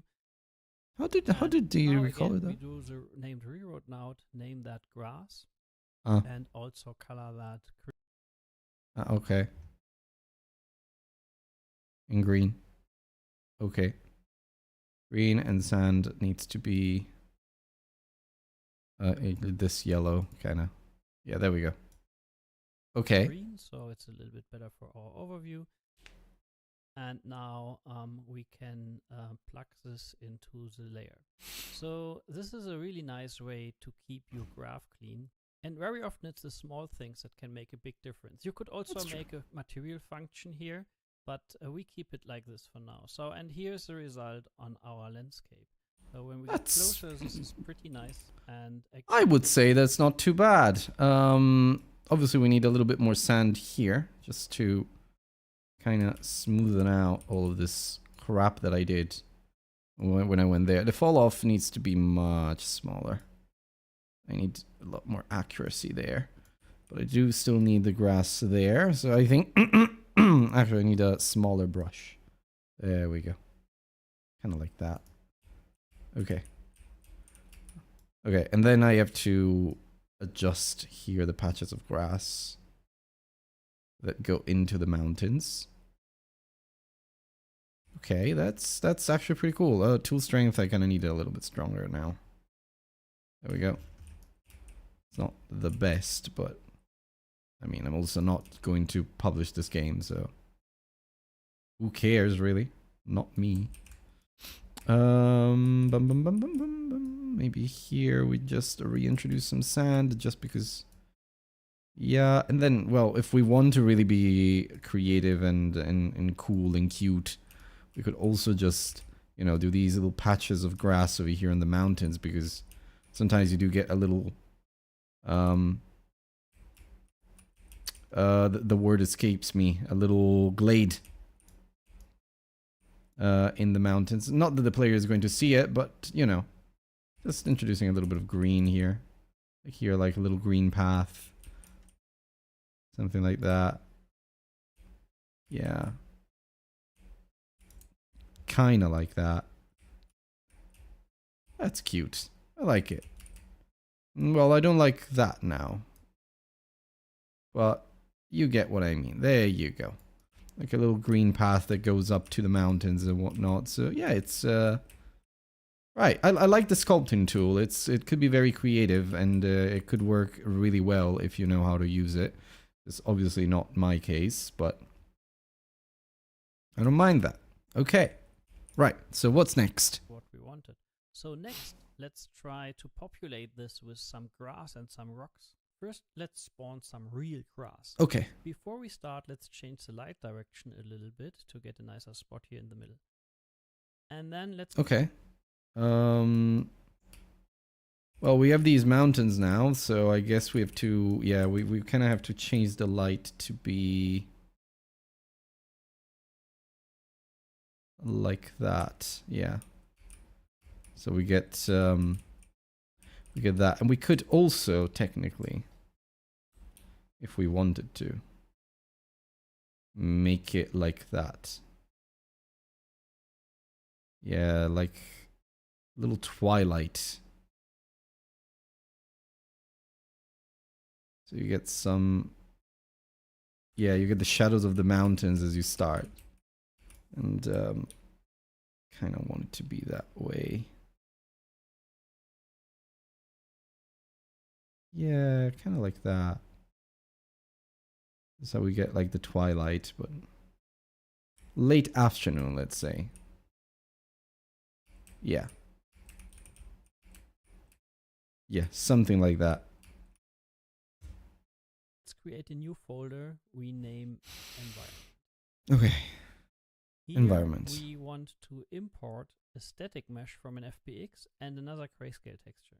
We keep working with the defaults for now. Okay. When we open up the grass clump mesh, we can see how it looks like. Okay. So let's make this grass material very quickly. We remove the color and drag in our texture. Where the texture is black, we want to have it masked out. Give me a moment. We got grass clump, and we also want to go into grass and work on the material. So let's open the material. Okay. So we remake it from scratch, basically. Out the material. So for that, we need to change the blend mode from opaque to mask. Now we can plug in the texture to the opacity mask. Was it in here? Oh yeah, because I wasn't there. All right. Texture here. Into the opacity mask. Oh no, where is it? Oh, here. Why doesn't it work? When we check out mask out the material. So for that, we need to change the blend mode from opaque to mask. Oh, okay. The blend mode. Opaque to masked. There we go. Okay, perfect. Now we can plug in the texture to the opacity mask. When we check out the grass mesh now, it begins to look like we want. Let's bring Oh, that's cool. Okay. Nice. some color back. We go back to our landscape and we steal the setup by Okay. pasting this in our grass material. And then we connect that with alpha and the base color, and if we take a look, this looks nice. So how do we get this grass into our level? Wait a minute. wait a With minute. alpha and the base color, and if we take a look, this looks nice. So how do we get this grass into material? And then we connect that with alpha and the base color, and if we take a look, this looks nice. Okay, we apply. Where are we in the tutorial? We're not even halfway through. I don't think we're going to finish it today, folks. Ah, yes. It's starting to look nice. Kinda. Yeah. I think we have to do some work here. Some of them are better cut, but I think we're gonna... I think we will... yeah, we're probably gonna use the texture colors to like make the background transparent, and then the front is going to be... Yeah, okay, cool. So how do we get this grass into our level? Yeah, how do we? Use the foliage tools to paint it in, but there's an easier way, and we can leverage our landscape material for that. When we look for output grass node, we can add that, and when select that, we can Wait. There's an easier way, and we can leverage our landscape material for that. When we look for output grass node, we can add that, and when select that, we can see there's a grass type we can attach here. So we need that asset. Let's create that asset we find under for output grass node. We can add that, and when select that, we can see there's a grass type we can attach here. So we need that asset. Let's create that asset we find under foliage, landscape grass type, and call that Just that. And when select that, we can see there's a grass type we can attach alright, here. okay, So we okay. need that asset. Let's create that asset we find under foliage, landscape grass type.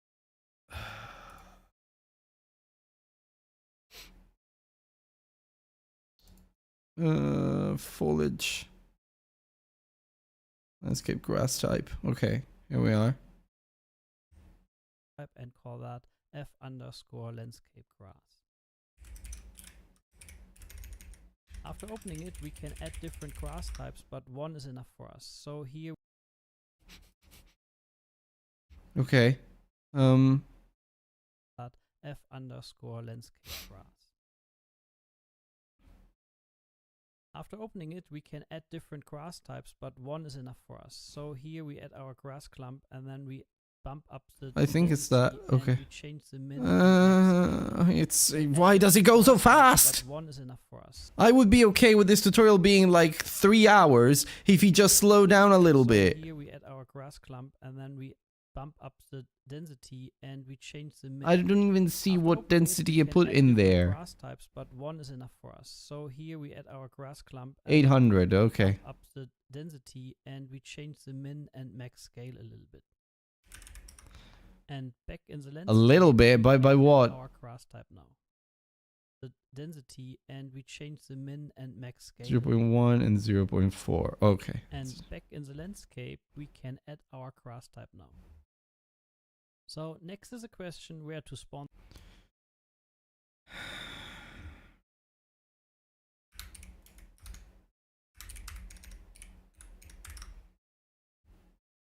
the grass scale a little bit. And back in the landscape, we can add our grass type now. So next is a Okay.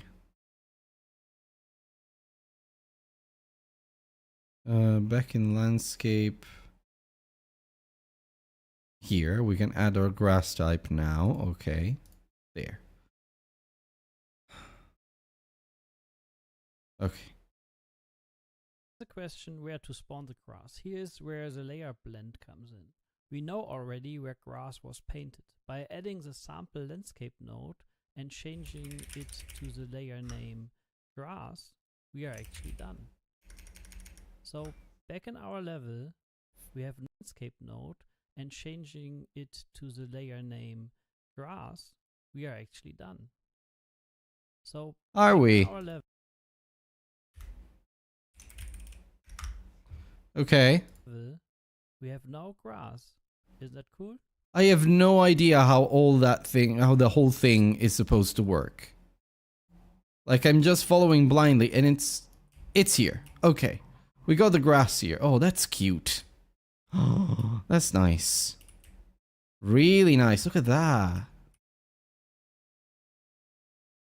Ugh.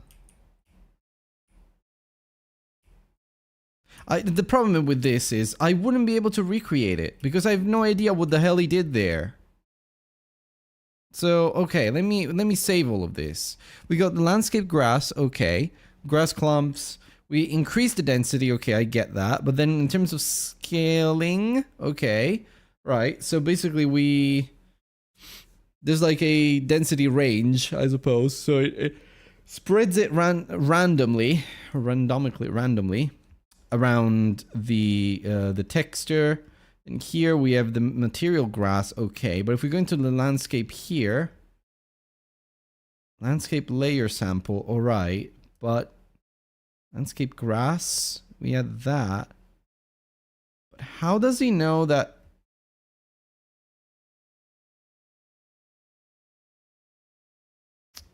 I need to watch again because I'm not sure what the hell he did here. He didn't explain After anything. opening it, we can add different grass types, but 1 is enough for us. So here we add our grass clump and then we bump up the density and we change the min and max scale a little bit. And back in the landscape, we can add our grass type now. Okay. So next is a question where to spawn the grass. Here's where the layer blend comes in.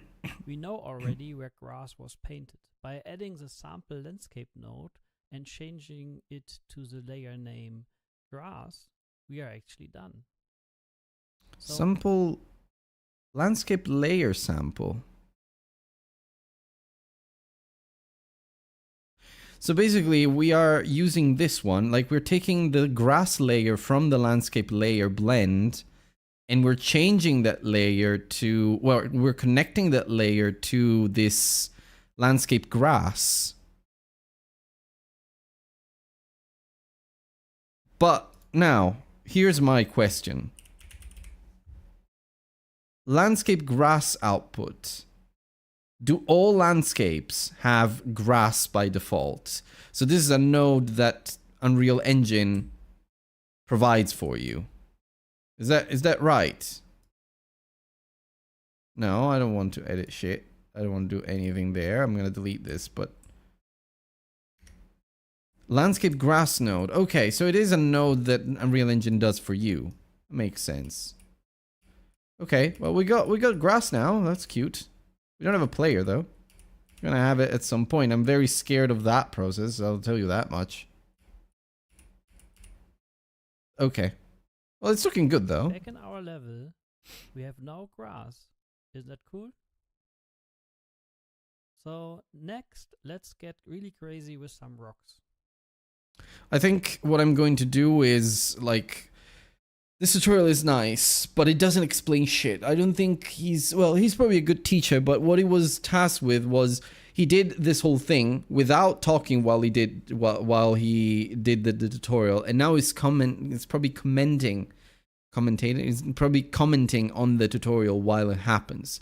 And that leads to him having to catch up with whatever he's doing on video and not really pausing to explain what the hell he's doing.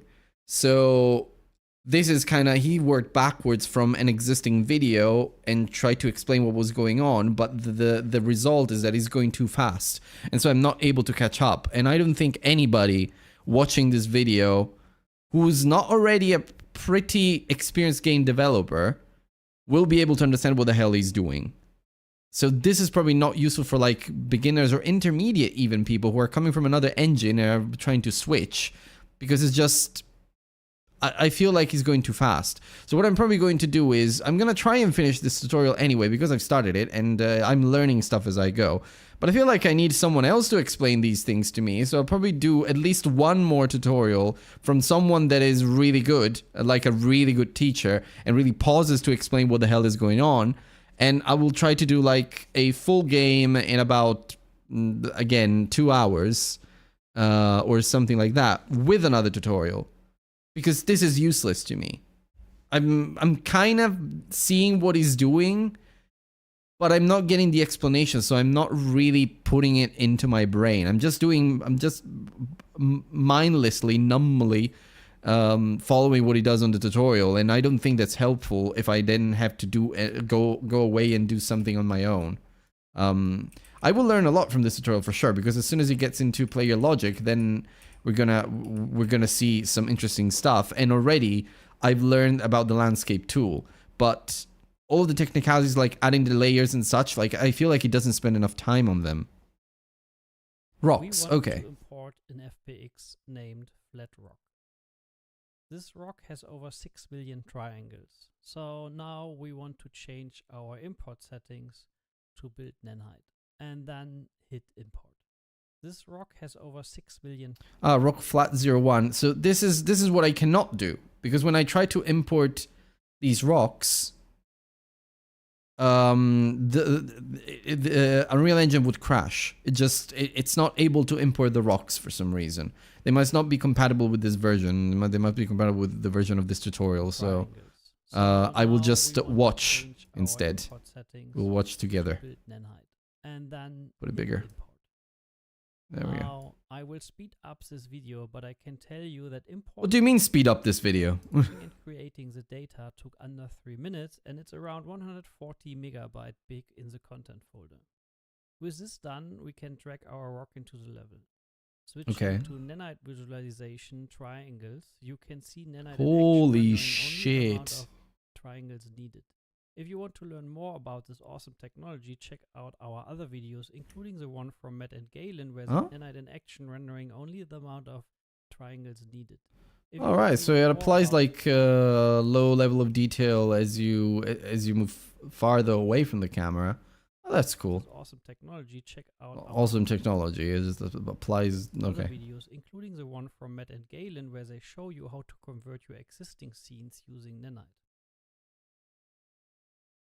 Okay. In this material, we do not want to work with the mesh UVs. So first, let's import another texture for the rock, which is a tileable texture. Which I have, but And unfortunately not having this the. color. And then let's see how that looks like on the rock. So not what we were looking for. So here we do the same as we did for the material. Okay, good. So that this the is not landscape new is stuff that I. absolutely world position, mask that out and divide this. In this case, by a very, very high number. For example, I don't And understand then why put is that in. putting the absolute world position of the material to get to split into X and Y values to get into the texture sample and then do like a to the UVs. like I think I understand what he's doing, but I wouldn't mind an explanation. Like, why do you need how does it work technically that it gets the absolute warp position and then uses the X and Y values to then divide the materials like blend. So let's see. 1024 here, and let's see how that. This works. might be good. Oh, So much that's better. better. Yeah. When you look it from the side, that doesn't look really nice. It's really stretched. So instead of masking RMB, we using Y and Z, so to say. So when we apply now and go back, then we can see it's okay from the side, but now our top doesn't look nice. We can use a little trick here. So we are looking for the vertex normal, and here we can check again with a mask. Again, why are we looking for the vertex normal? What is the vertex normal to a non-developer? Which is looking upwards. And then with a lerp again, we can lerp between two different textures. One is Maybe I'm not the right audience for this tutorial. That is the main thing. Like maybe like a developer who's been in games for a long time will know what all of this means. But for me, I've never worked with 3D, so a lot of this stuff for me doesn't make a lot of sense. That's from the side, and then we have to bring something else. Something else in our case can be the sand texture we already used. So we plug this in, and that will have the same issue like we had with the other texture. So we go to our landscape and we steal briefly our setup here. So we could make this now a material function when we use this in different materials, but for our little purpose, this is enough to just copy paste. And here it is, our little nanite rock. So let's go back to the valley, and here Oh, cool. So he's basically put sand on top of the rock. We want to add many of them. So for that, we will use the foliage tool. Here we can add foliage assets, but we don't have one yet. So let's create one under foliage, static mesh foliage, and we will name this f_flat rock. After opening it, we can add our static mesh, and let's change some values, like for example the Z offset. We also don't want this rock aligned to the surface normal, and this rock is big, so it should have collision. So to block all, and it also should influence the light. So after saving that, we can go back in the foliage tool and add it to our palette. Okay. Here we can change the density and the min and max scale. We could also override other values or do non-uniform scales, but let's keep it simple for now. Let's test how that will look like. First, we try to get a better overview of the scene. Okay. And then we select the rock to be spawned. And now we can actually begin to draw them into the scene. But that's not enough. More rocks. So let's more rocks. increase the density. No, that's still not enough. So increase again. And then let's begin to paint. Yeah, that Alright, okay. nice. So let's begin to cover the whole valley. Oh. So that looks nice. More rocks. Let's add just a few more rocks. So that's a nightmare for have performance now with all a those lot of triangles. with 6 million triangle count in this scene, and I think that's good. Yeah, sure. Because When why we not? now change the view mode to nanite visualization. You Oh can my see the god. density of triangles, but there is no noticeable impact on my performance. So yeah, that's where we are. Yeah, I don't know about that, mate. Let's get rid of the rock we placed at the beginning and go back to the crate. I'd love to do that. Like the valley looks a lot better with the rocks, but like I can try and import it again, but I don't think it's gonna work because it's either non-compatible or it's going to take like a long time. And we can chat in the meantime, maybe, or maybe that's what the issue was. Like I thought it was crashing, but actually maybe not. First game, is it in props? No, wait, where would that be? I have to go into my file system again. So flat rock.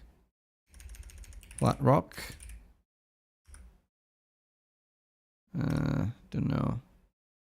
Is it in StackoBot? It might be in StackoBot. No, that was the first one.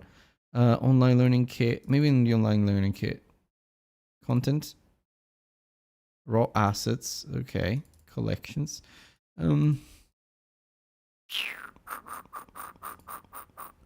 What did he say that it's called? The SM flat. No, I don't have it. SM floor base crate. Yeah, no, I don't think I imported it. Let me see, because it was like raw assets here somewhere. Yeah, what if I open that? Well, that's the bot. UL content. Materials. Landscape. Rock. Okay, we're getting there. Textures. No. Where are the props? Oh, meshes. Foliage. Materials. No. Meshes. Props. Bottom. No, I'm getting there. I'm getting there. Materials. No. Well, content, I think. And yeah, it's definitely here, but effects. Oh, it's gonna be in meshes. Cube, no. And foliage, maybe. Bush, grass clump, and tree. No. No, that's not right. Oh no, in the Stackobot project. Okay. We go back to the Stackobot project. Stackobot saved derived content. So maybe here. Oh yeah, first game in UE5. Props. Crate door, modular wall door, no. Metal, plastic, ribbon, no. Landscape. Oh, that's the sand. Environment. Rock. Here we are. Rock, boulder, flat. Flat. Here we are. That's a flat rock. We got the boulder, the rock tillable, and the rock material. If we try to import this one, though, it's going to be very interesting. I'm going to extract all here. I can try to import, but I have a very, very bad feeling. Environment. Grass is fine. Rock. Flat.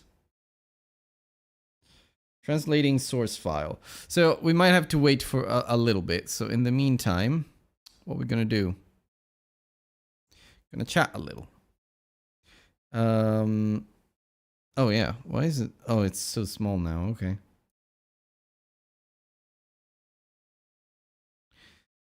Well, and I can move this one over here to the other screen again.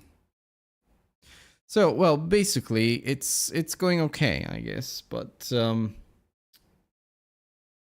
it reading it? Give me a second, because it's strange. I didn't get the reminder to. Oh no, there we go. Noon pill. Yeah, so I'm not taking the pill at noon. I'm taking it about now, because I'm under antibiotics, as I may have mentioned, and I ate at 10. I finished at like 10:30, 10:40 or something. So 2 hours later, that would be 12:40 or something. So I think this is fine now. It's safe. I have to just grab the pill.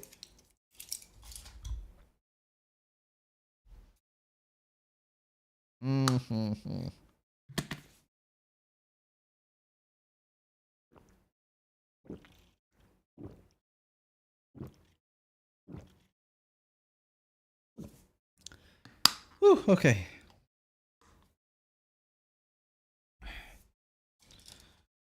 Okay. Another pill taken. I have to do it for 7 days, 4 times a day. It's a pretty intensive course of antibiotics, but I felt it the first 2 days. Now I don't feel it as much. It does do something weird to my tummy, though, so I will start feeling a little sick in about 30 minutes or so. In the meantime, it did load. So let me just put this one back where it's supposed to be and import.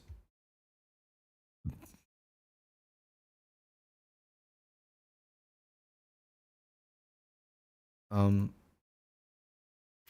guess it's importing.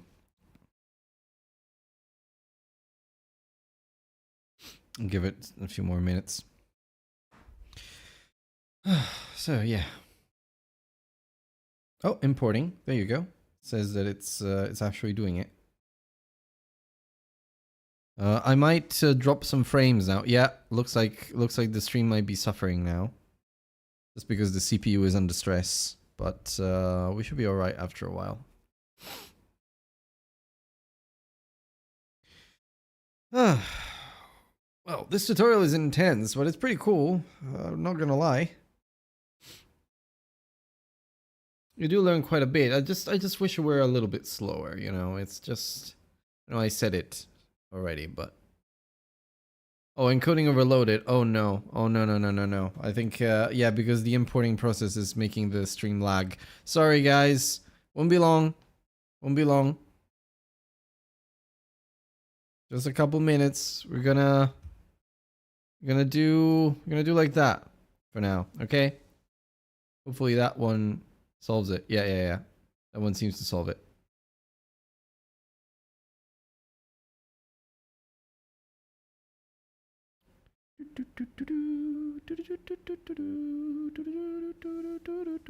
What? Why is the YouTube live chat like that? Yeah, there you go. That's how it's supposed to be. I think I moved it by mistake. Okay, it's imported. We got it. Look at that. We're here. We're here now. And well, you can't see it, but the rock is indeed in the game. So let's see. Let's go back and let's do this valley with rocks as well. So opening it, we can add when we use so we're playing first with the material, but for the rock. We can drag our rock into the level. Switching to nanite visualization triangles, you can see nanite in action in the content folder. With this done, we can drag our rock into the level. Switching to nanite visualization triangles, you can see nanite in action rendering only the amount of triangles needed. Ooh. If you want to learn more about this awesome technology, check out our other videos, including the one from Matt and Galen, where they show you how to convert your existing scenes using nanite. That's true, look. It only renders the triangles we need at a certain distance. So first, let's import another texture for the rock, which is the tileable texture again. And okay, so wait a second. Where they show you how to convert your existing scenes using nanite. I really don't want to see that that tutorial, mate. If you're going in any way as fast as you're going here. So first, let's import another texture for the rock, okay, which is the tileable texture again, and plug this into the base color. Tileable? Plug this into the base color. How that looks like on the rock. It doesn't look great. We know that. What we were looking for. I think. So here we do the same as we did for the material, for the landscape, and use absolutely world position. Wait a minute, because I don't know if the rock. Oh no, it does. It does have the. Yeah, it doesn't look great. So we can go back here. Mask that out and divide this. In this case, by a very high number. Oh no, wait. And then plug that into the UVs. World position. I think we do something like 1024 here. Divide. And let's see how that looks like. So much better, but when you look it from the side, that doesn't look really nice. It's really 24. So instead of masking RMB, we using Y and Z, so to say. So when we okay, so we apply this now. Okay, and we go into the valley. I mean, it's all right. Maybe it is a little stretched on the side. Not too much though. I feel like it's okay.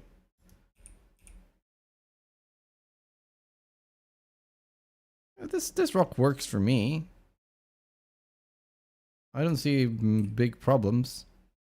I think they adjusted how well. Yeah, no. I guess it is stretched on the side. Look at that.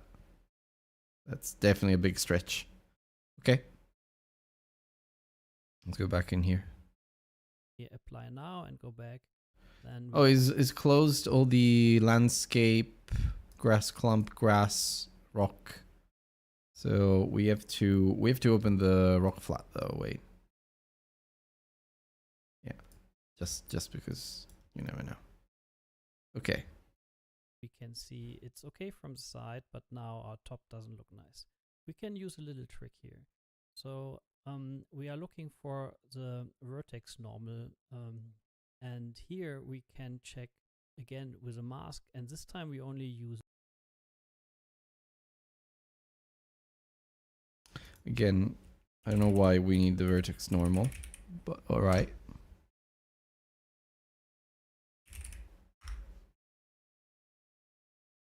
B, which is Z, which is looking upwards, and then with a lerp again. Huh? And here we can check again with a mask, and this time we only use B, which is Z, which is looking upwards. Why is in the mask in an RGB component mask? Why is B the Z value? And what is the logic behind that? And why doesn't he explain that? Lerp again. Okay, there's another lerp. But we have to go into the alpha value, not the A. We can lerp between two different textures. One is our rock, so that's from the side, and Okay. then we have to bring something else. Something else in our case can be the sand texture we already used. So we plug this in, and that will have one is our rock, so that's from the side, and then we have to bring something else. Something else in our case can be the sand texture we already used. So we plug this in, and that will have the same issue like we had with the other texture. Okay. So we go to our landscape and we steal briefly our setup here. So we could make this now a material function when we use this in different materials with the other text something else. Okay. Then Something else in our case can be the sand texture we already used.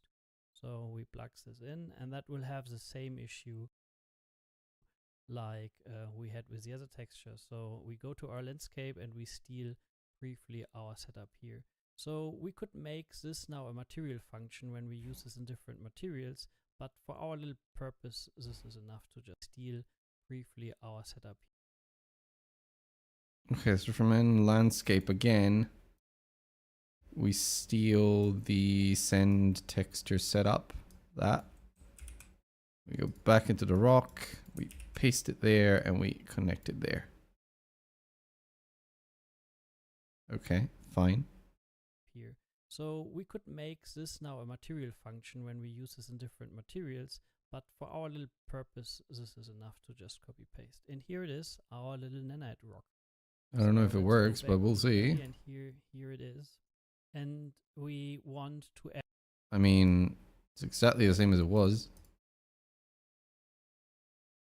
I don't. Oh, no, wait. That's landscape rock. That. Ah, that's why. Because we are connecting that one there, but the lerp isn't going anywhere. So if we do that, yeah, okay. So we're doing a linear interpolation between the sand texture and the rock texture. Oh, look at that little window there that moves. That's cool. There we are. Okay. Yeah, we got it. I mean, it's not the best, I'll admit that, but I guess it makes sense. Okay. So now we have to go into the add many of foliage. them. So for that, we will use the foliage tool. Here we can add foliage assets, but we don't have one yet. So let's create one under foliage, static mesh foliage, Okay. and we will name this f_flat_rock.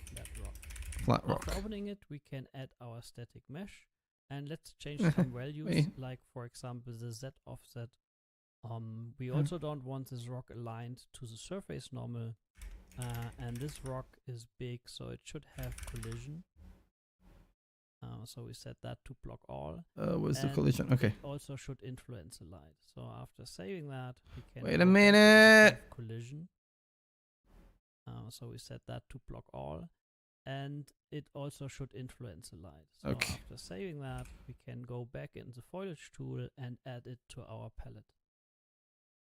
Here Okay. we can change the density and the min and max scale.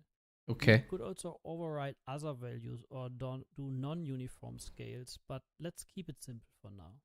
Let's test how That's that will look like.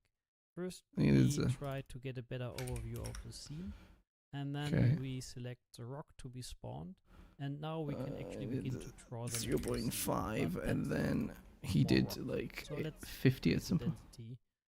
I think I ended up No, with that's 80. still not enough. So increase again. And then let's begin to paint. 80, That 0.3, looks 0.5. Okay. So now we can begin to paint. We save that. And how do we paint? Was it not painting? I want to paint. Please. Oh, wait. Like that? Ah, there we go. Very small. Oh, yeah, well, that makes sense, I guess. Yeah, okay. Look at that. That's cool. Okay, and we're making some... Oh my god, that's very... There's a lot of rocks. Big density. Some of these are sticking out of the mountains. Alright, but... I think because of how... Yeah, I think because of how steep it is, it's not able to attach it to the mesh. But yeah. Oh shit, what's going on here? A little tortilla plate. Yes. They're technically rocks. Very flat rocks. But look what I did, my man. Look what I did. I did grass, which is not cut out, but the man is not cutting it out, so I'm not touching it. And now I'm just playing with foliage and doing like these rocks. The one thing that I have to say about this tutorial, I could have finished it already, but this guy goes so freaking fast that I have to play catch up every single time. So, but these are a lot of rocks though. I think I kind of need less. Let's do 60. Yeah, that's fine for the rock density of 60. It's okay. Now the one thing, it doesn't stick to the side. I don't know if it is something that I can change.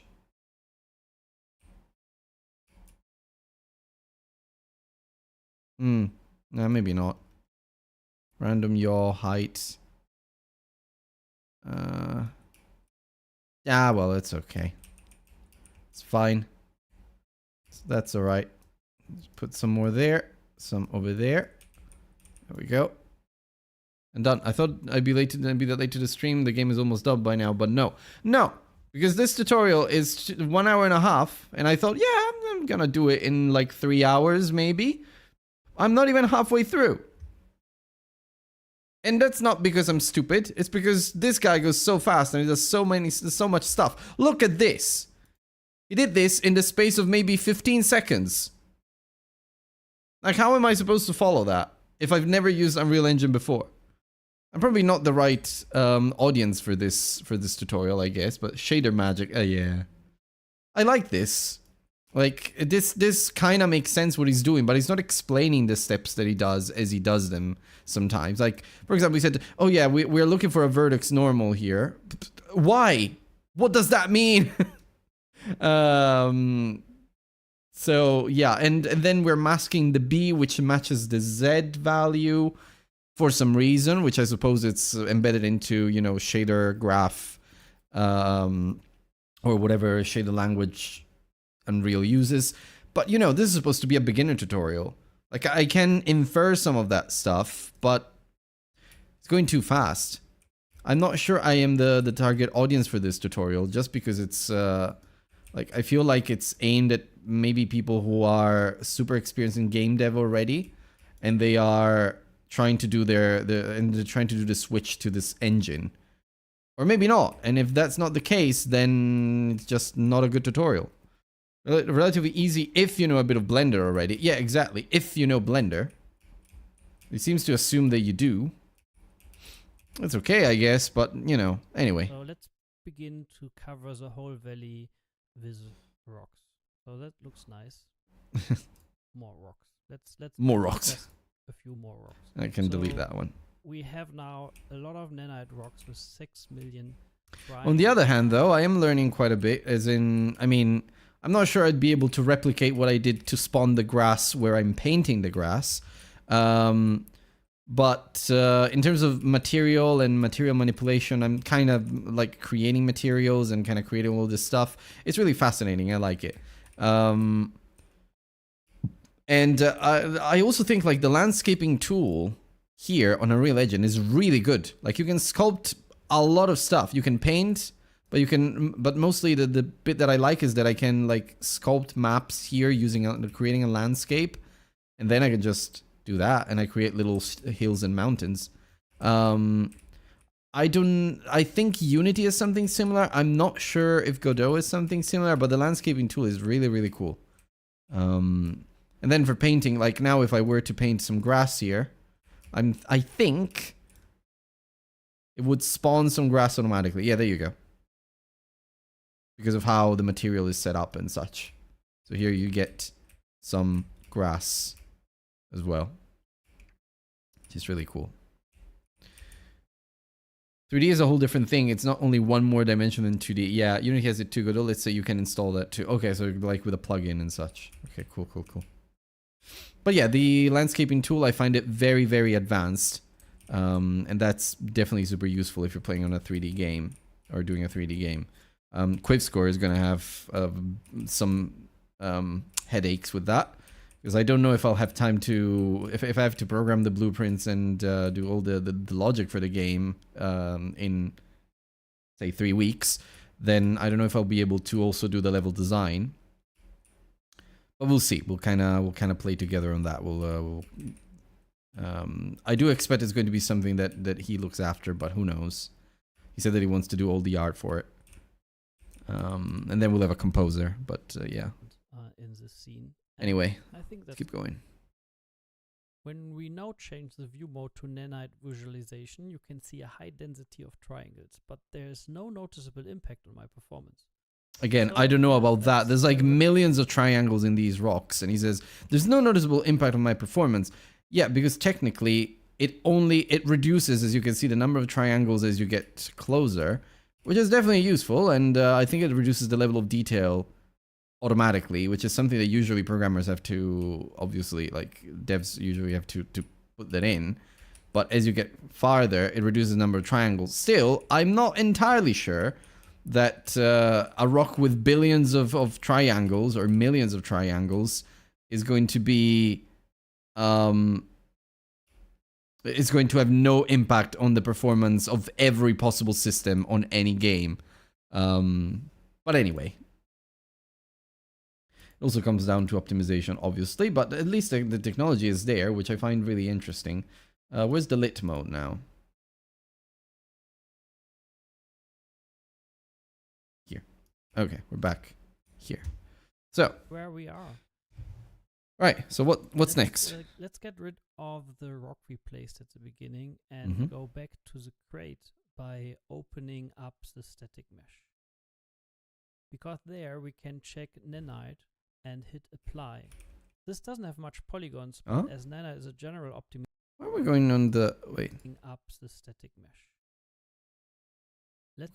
Let's get rid of the rock we placed at the beginning and go back to the crate by. Well, you managed to get Unreal running, watching a vid and stream all together without issues. Yeah, the only issue I had was when I tried to import the rock, and I had some stream hiccups, but yeah, no, it's good now. I changed the plugin for the multi-stream, and the encoder is set a little bit differently, so it's just working a lot better now. By opening up the static mesh, because there we can check nanite and hit apply. This doesn't have much it's already polygons, applied. but as nanite is a general optimization, we can profit from it. Okay. Matt goes deeper in his video about conversion from UE4 to UE5, as does Chris Murphy in his guided tour. Okay. Let's add a bit more vegetation. Yay, I'm trees! using the assets from the nice sample project Statobot, but this time we want to migrate the trees and the fern from this project to ours. We do so by selecting the assets we want, do a right click, go to asset action. I think I already have them. We will be presented with a list of all asset references that we want all. Now I think I've already imported them. Let me see. Well, that's the character. Game elements, landscape, maps, props, maybe? No, I don't see trees in here. Let's see. Do I have to open the Stacobot project? I think I have to. Up the static mesh. Okay, let's open that. because there we can check nanite and hit apply. This doesn't have much polygons, but as Nana is a general optimization, we can profit from it. Okay. Matt goes deeper in his video. Yeah, okay. It's from the nice sample project Statobot, but this time we want to migrate the trees and the fern. Why can't I open another project at the same time?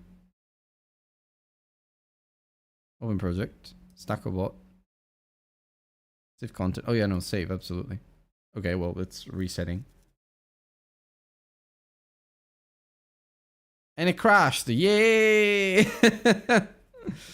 Fucking hell.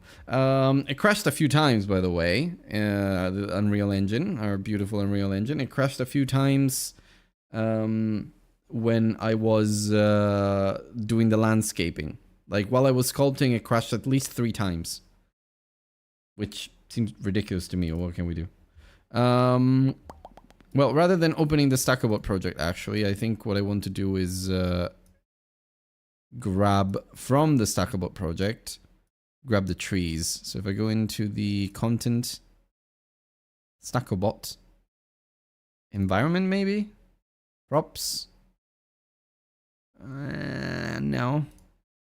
Is it in no, that rocks. No. Packed level actors modular materials. No, it's not in materials. It's probably in foliage. Yeah, meshes. Tree. There we go. So what does he want to import? Let's add a bit more vegetation. I'm using the assets from the nice sample project Statobot, but this time we want to migrate the trees and the fern from this project to ours. We do so by selecting the assets we want, do a right click. Some tree and bush. Yeah, static mesh. I think these are the ones that we want. So let's see. Asset action and then migrate. We will be presented with a list of all asset references that we want all. Now. Oh, okay. So the foliage. Right, okay. Oh, so I have to open the Stackobot project. Okay, let's do that. Yes.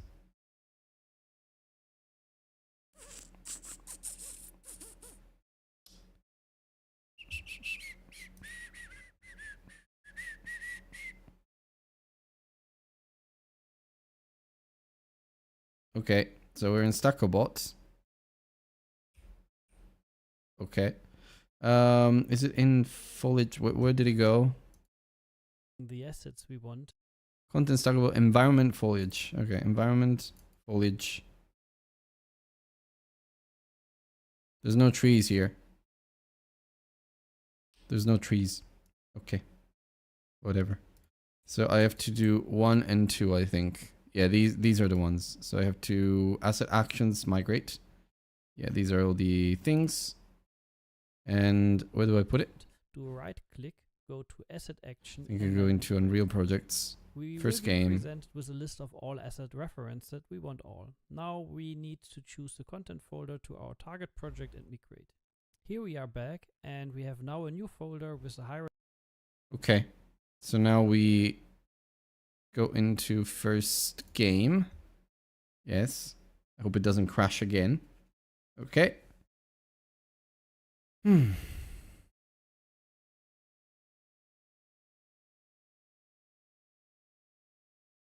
Okay. Why do they keep opening on that level? Cool engine, bro.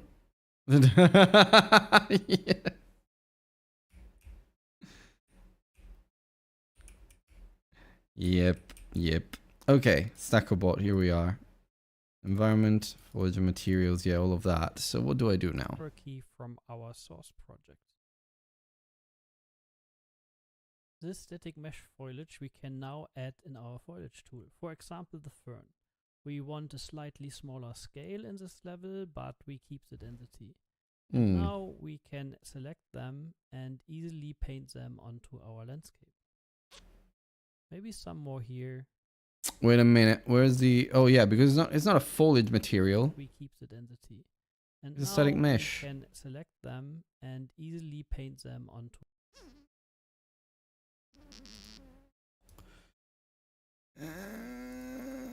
start with a hierarchy from our source project. This static Yeah, these are static meshes. They're not static mesh foliage materials. Good lord. Okay. Where's foliage? Here. Static mesh foliage. Yeah, okay. Okay. And then I have to do the same thing. So if I open this one, I'm just gonna add the SM bush. I'm gonna do much in here. Maybe just, I don't know, where's the cold distance? Here, the scaling. I mean, 0.1 to 0.5. But that's for the X. Yeah, okay, so it's supposed to be uniform. Okay, great. So we do that. And we close the bush foliage. Then we do the same thing for the tree. So at least I'm making it. SM tree foliage. And we open that. We add the tree. Do the same thing. So placement and offset, I don't really care. But if we do 0.1 and 0.5, some tree variety, we close that. Okay, so now we can add, okay, the bushes and the trees. Good. Okay, so now we can, there they are. Look at them. So cute. Okay. mesh foliage we can now add in our foliage tool. I guess the tutorial is a free one, else you wouldn't be allowed showing it, I guess. Yeah. No, it's on dev.epicgames.com. I didn't buy it. Don't worry. A slightly smaller scale in this level, but we keep the density. And now we can select them and easily paint them onto our landscape. Yeah, we can easily paint them. More here, just to give it a little bit more color. We can, yeah, I should probably have a smaller brush size. size. The same with the trees. Here as well, we want a little bit smaller trees. And as with a fern, we can just paint a bit. This is the starting area, so we put a little bit more detail we here. Have some nice trees in our little valley. Okay, and then we do the same with the trees. With the fern and the trees, this begins to look like a very lovely scene. A very lovely now scene. Let's switch gears and begin with the gameplay. Before we start, oh look, the trees have like wind. A wind animation. That's cute. A little small, I guess, but. Oh look, it's looking nice. Starting to come together. Let's do like a little patch of trees here, and one over here as well, just going up to the mountain. And then maybe behind here we also put like a little patch of trees, as in like a little cradle for where the player starts. We can also put some trees like on top of the rocks, but I don't know how much sense it makes. I guess it does. Who cares? Science. There we go. Oh, come on. Okay. It's looking cute. Looking nice. Some more trees around here. Well, that's a little bit too regular as a patch. Okay. We do like a little patch of wood of trees here, which makes absolutely no sense since it breaks off after a while. I kind of like a little path though. Yeah, maybe not. We'll remove that. Okay. This one's a little bit too regular. Create some gaps in the trees as well. Okay, this is nice. It looks cute. Ah, the details. Flowers grow on concrete, so yeah, go for it. Okay, great. Well, what if I put some more bushes over there too? Now, I'm still placing trees. Yeah, okay. Yeah, some more bushes over there and such. Here in the mountains.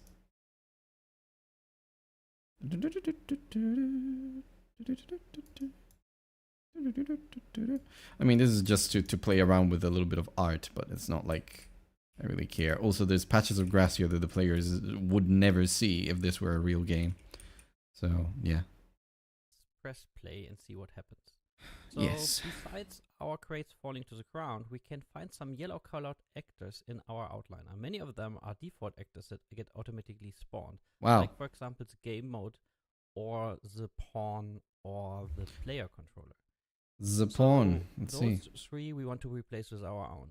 In the project settings, under or the pawn or the player controller. Uh-huh. Oh, that's so true. those three we want to replace with our own.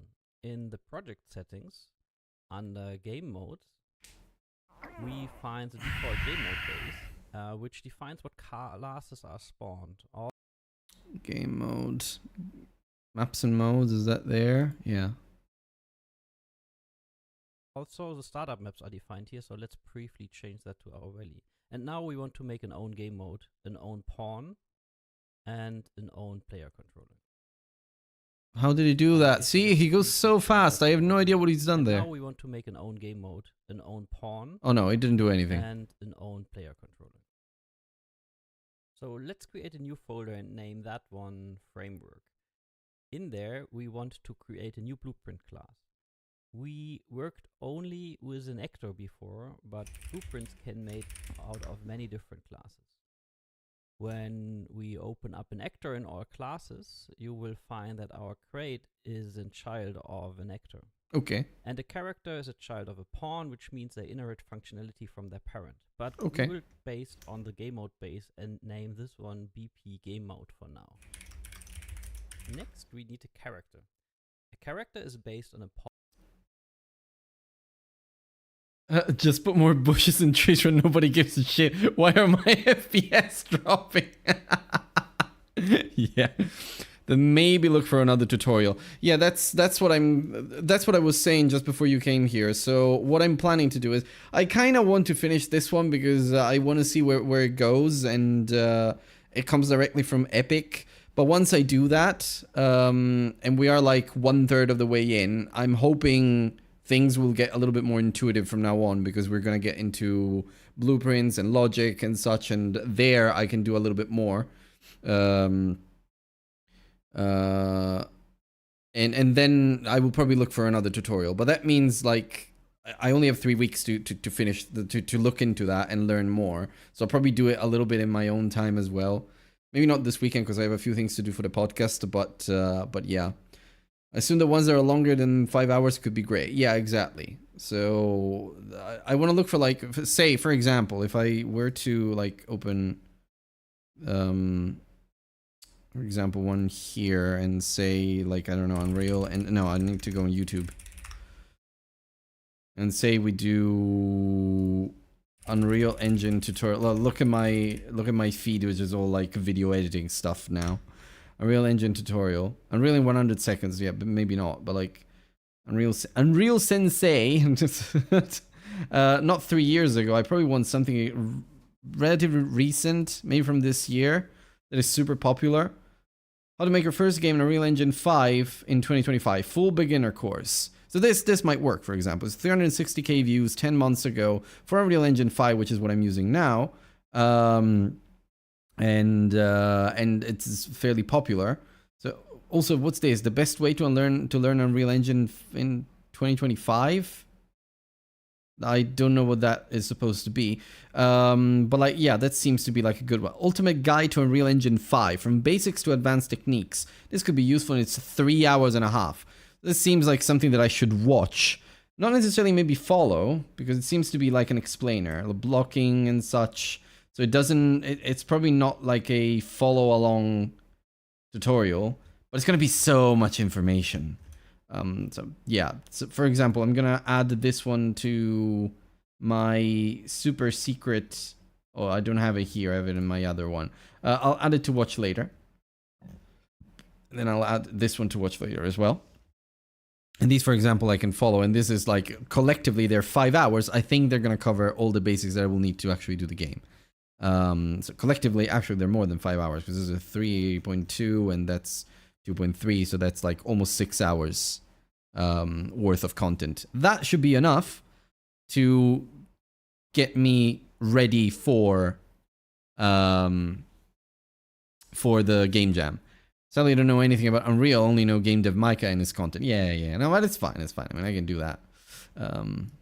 I can find those things. I don't know how... Yeah, I don't know. I don't remember if Quipscore has ever used Unreal before. I mean, I could ask him for tutorial recommendations if you want to, but I suspect he might not know much. Maybe he didn't learn by doing tutorials. I got him in Discord. Oh, that's nice. I got him on Twitter. He follows me. But maybe he doesn't know what the best tutorials are right now. Maybe he's kind of like learning from a lot of different sources and such. He's probably going to say something like, "Oh yeah, just learn by doing." Okay, well, that's useful. Pawn comes with built-in functionality we will use. We will name this one BP bot. Okay. So imagine this being the body. Did he do a character or an actor? I think built-in functionality we will use. We will name this one BP bot. Okay. So imagine this being the body that runs around in our scene. Okay. But we also need a brain. In Unreal terms, that is the controller. We will need a player controller. Right, fair. But we will also look into an AI controller later. We name this simple one BP player controller. Now we have to tie all this. Interesting approach to split it into so many parts. Does Unreal come with a character controller out of the box? It appears so. Because look, if I go into here, blueprint class, oh, you can't see it very well because the tutorial is on top of it. But, oh, maybe I can move it. Yeah. So if you look over here, I don't know if you can read it, but there's a character, player controller, game mode based, actor component, scene component. Player controller is an actor responsible for controlling a pawn used by the player. Character is a type of pawn that includes the ability to walk around. So basically, it gives you already a player and a player controller embedded. The thing is, it splits them, interestingly. So it splits the body from the brain, and then he also says it splits the AI. So I guess this is where you map the inputs or you program the inputs. This is where you do all the animations and stuff, and then the AI would be separate. So yeah, which makes sense, but I do like the approach that Godot has a lot more, where you do modular with nodes. So like you create a player scene and then you add the nodes to it. At least you keep everything in one place. In this case, you have a lot of different components and they're not necessarily connected to each other. Hello, Wolf, how's it going? Hello, my friend. Think of components like Lego. Yeah, no, exactly, yeah. But I do that in Godot as well, except I have them in one scene and they are nested. You can visually nest them within each other. So you can have children and parents and such, and it's visually it's a little bit less chaotic than having them just in a folder, I think. It's going okay for Quipscore. Look what I did.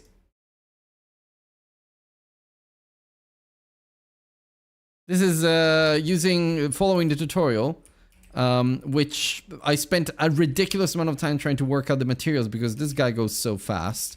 But all of this I did in the last 3 hours or something. I've got to start trying out Unreal 2. I haven't touched it yet. Okay, great.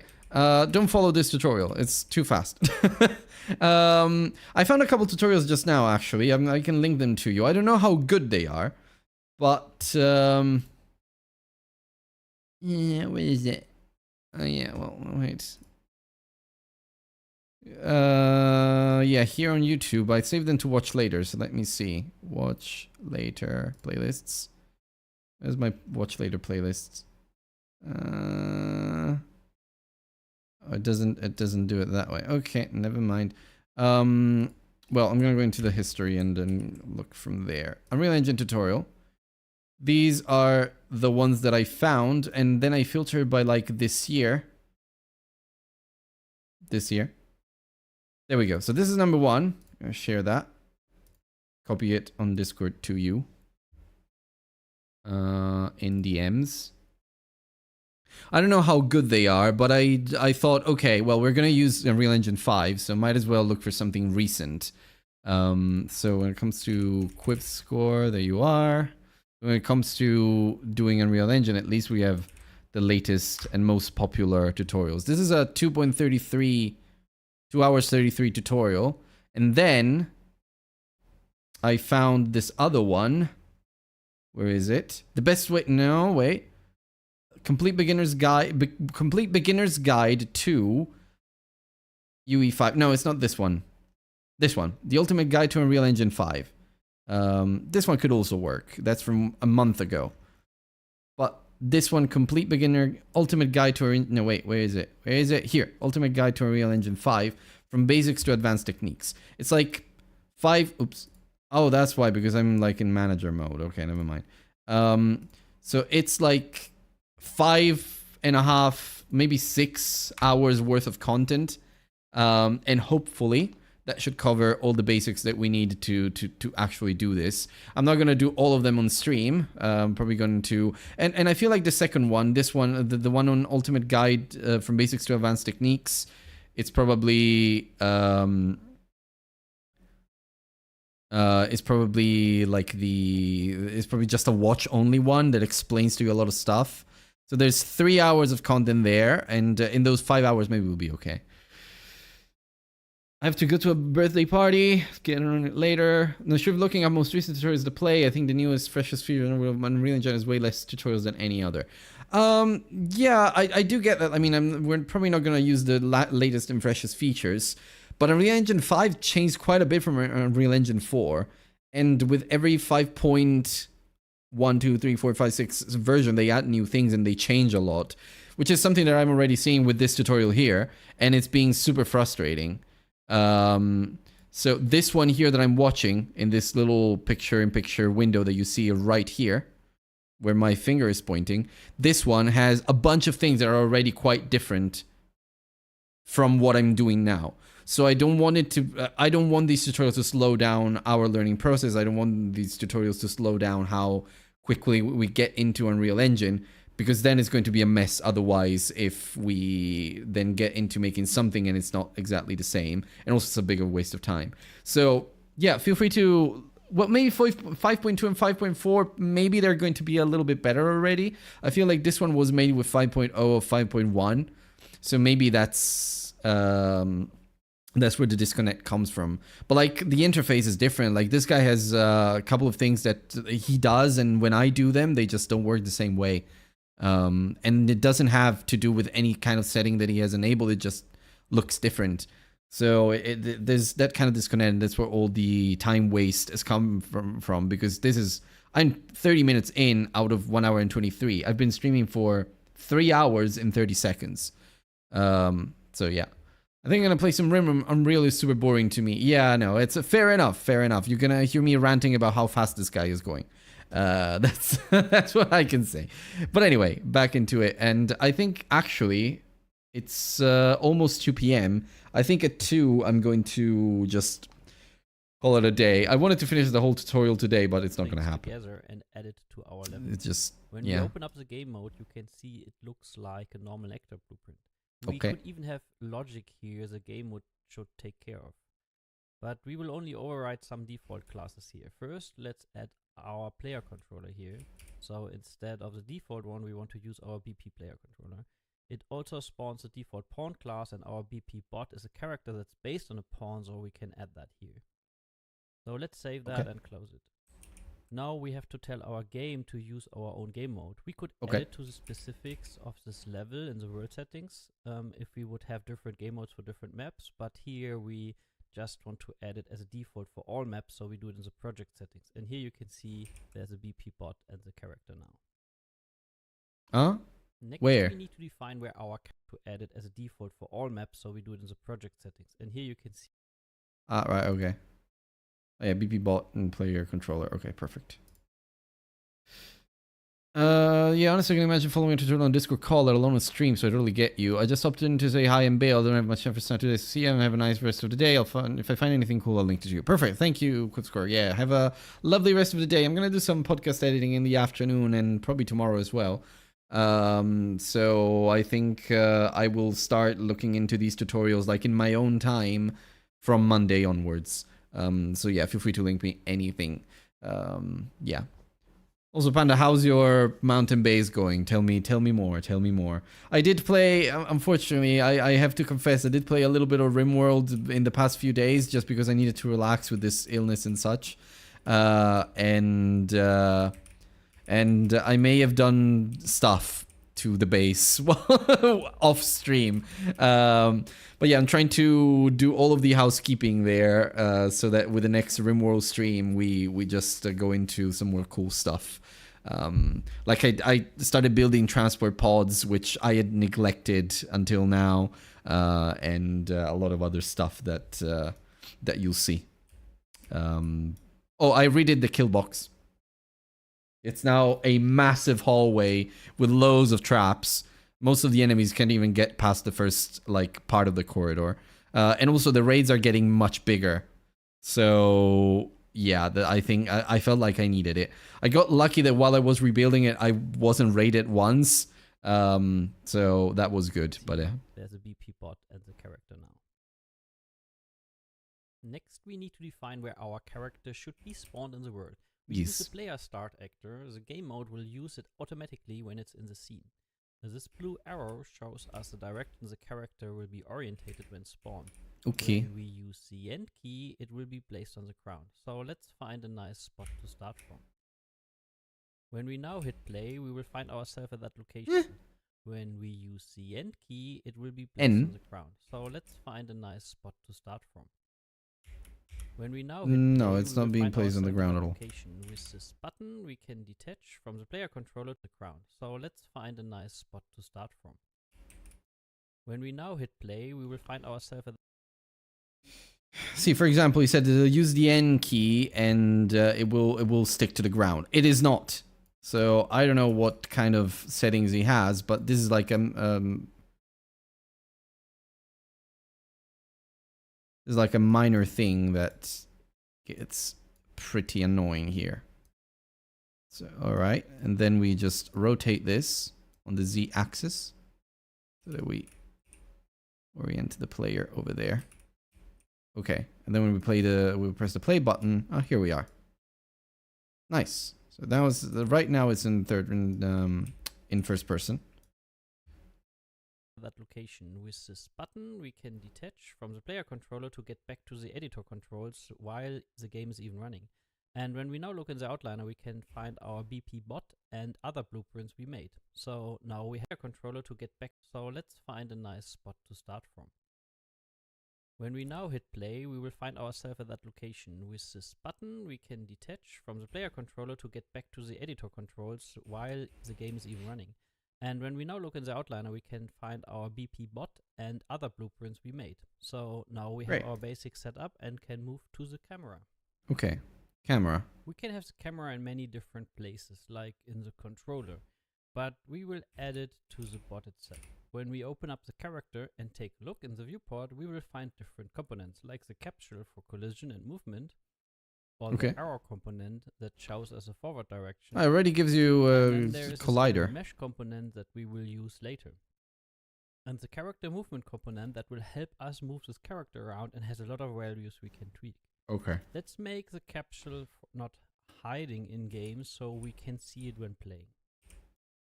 When we now press out and has a lot of values we can tweak.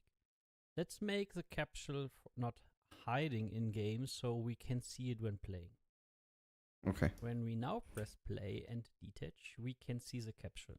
Visibility is not great in the video, but it will serve the purpose for now. Let's stop and go back to our character blueprint. Oh, for great. our little game, we don't want to look through his eyes, but we want an own camera that's looking from top down. Yes, we do. To do that, we will add a component called Spring Arm. That will give us some neat options. We could rotate it or scale the arm length, but before we do, let's attach the camera. Spring arm. And now, after that, when we set arm length, but before we do, let's attach the camera to the spring arm. And now, after that, when we select the spring arm again and change the rotation, we will see that the camera will follow. Oh, cool. Okay. We want to move it out a bit, so we increase the arm length. Now the camera is arm again and change the rotation, we will see that the camera will follow. Then we want to move it out a bit, so we increase the arm length. Now the camera is above the character looking down. Let's select the camera and change the field of view of the camera. We do 45 degree for now to get a little bit of an isometric look. The spring arm has some more handy features. It could check for collision to adjust the camera, but we don't want that here, so we disable that. Let's get a little bit of an isometric look. The spring arm has some more handy features. It could check for collision to adjust the camera, but we don't want that here, so we disable it. Oh, okay. Let's save and check out how this looks in-game. Awesome, this is actually what we are looking for. So next, let's do some movement. Oh, that's nice. Look at that. Again, there are several ways to do that. In our case, we want to implement the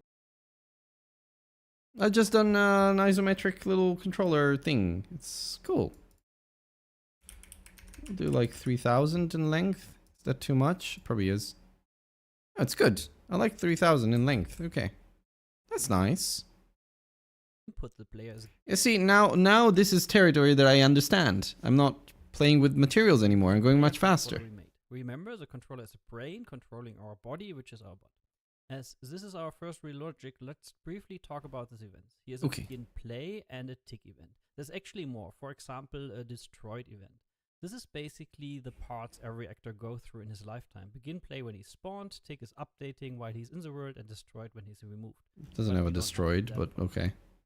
Now we use print string to display some text on screen. It's one of my when he's spawned. Here's a begin play and a tick event. There's actually more. For example, there's more, but it doesn't have it here. This is basically the parts every actor goes through in his lifetime. Begin play when he's spawned, tick is updating while he's in the world, and destroyed when he's removed. But we don't need that for now. Now we use print string to display some text on screen. It's one of my most used nodes. First, let's hook it up to begin play and see what it does. So when we press play, you will see in the upper left corner printed hello. Let's do it again in case you missed it. Here it is. So let's go back, stop it here, and then hook this up to tick. So when we now hit play, you will see it's printed rapidly every tick. For that reason, you want to be thoughtful what you do here. Complex things on tick will have an yeah, okay. Fair. But we want to move our character every tick, as this is a controller and not the... This is very useful, actually. Like, you can print on screen instead of the console. Like, Godot doesn't... as far as I know, Godot doesn't have this, and you have to, like, create a little text node and attach a script to it, and then print something there. So you can create, like... You have to create a little debug menu, maybe, and then display text on screen. As far as I know. That's how you do it in Godot. But here, apparently, you have like you can print directly on screen without having to go through the UI canvas and whatnot. That is very handy. Character itself, we need to get access to our character. The controller knows what it's controlling, so we can use the get controlled pawn. So this pin is now our pawn we can give orders to, and we will find add movement input on the character. Now we hook this up to the event, so it's get called every tick. For simplification, let's say this goes to the movement component in our bot. It needs a direction, so let's set the x of the vector to 1. Hit play and witness our... See how fast it goes? God damn it. Let's say this goes to the movement component in our bot. It needs a direction, so let's set the x of the vector to 1. Hit play and witness our actor moving in world x direction until it gets blocked. Now we need to figure out in which direction we want to go. In Blueprints we have access to many things, and this includes location in the world under the cursor. You can go deeper and have different trace channels, but we keep it for everything that we want to go. In Blueprints, we have access to many things, and this includes location in the world under the cursor. You can go deeper and have different trace channels, but we keep... So get under cursor, okay. Get hit result under cursor by channel. No idea what that means. Keep it for everything that's visible for now. Here is the hit result, and as it has many information, we can break this struct to see what it gives us. In our case, we only care for the location. As we now have our location in the world where the cursor is, we need one more, and that's where our bot is in the world. We can do get actor location on the pawn. With this, both locations we can use... Can you fucking slow down, please? For now. Here is the hit result, and as it has many information, we can break this struct to see what it gives us. In our case, we only care for the location. As we now have our location in the world where the cursor is, we need one more, and that's where our bot is in the world. We can do get actor location on the pawn. With this, both locations we can use a vector mask function called get direction. It gives us a direction of a vector from two locations. This is exactly what we need here So the character moves in the direction where the cursor is. When we no start the game, we will see the bot will be with the camera attached following the cursor. So he's going left and right and Okay, let me see if that one works, if I've done everything right. He does. Uh-oh. Well, not always. No, he's, oh no, wait.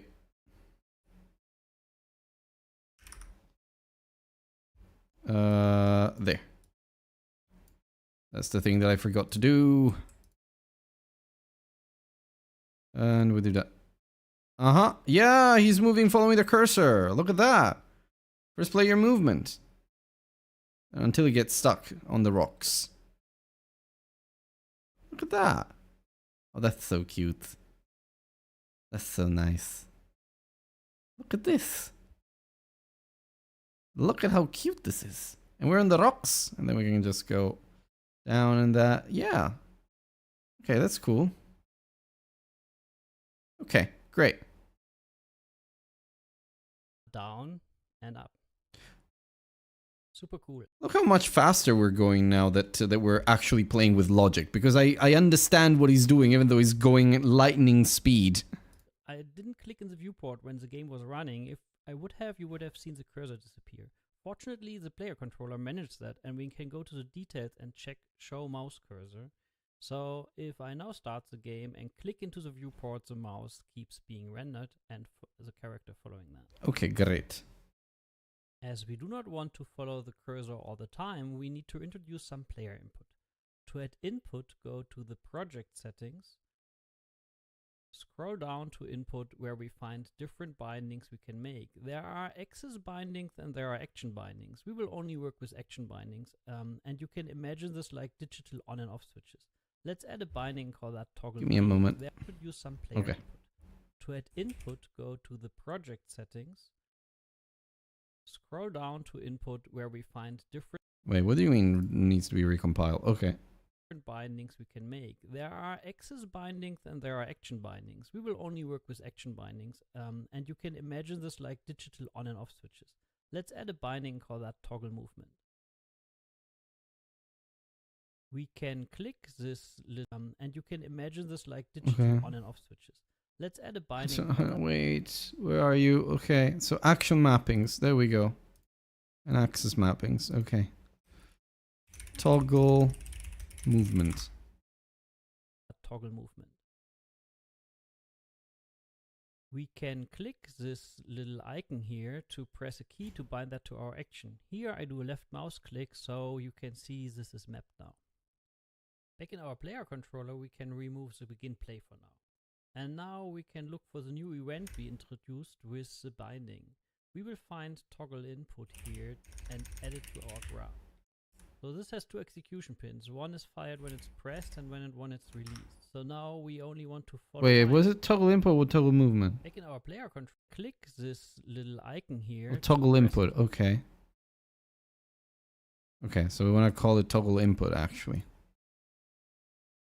Engine input. Toggle input. Here we are. key to bind that to our action. Here I do a left mouse click so you can see this is mapped now. Back in our player controller we can remove the begin play for now.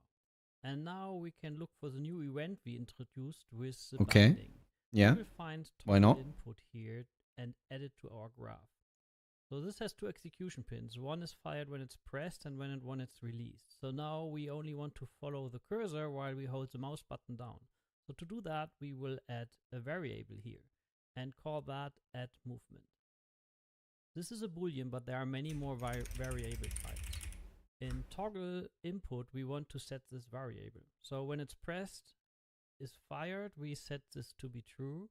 And then when we copy paste, Wait, what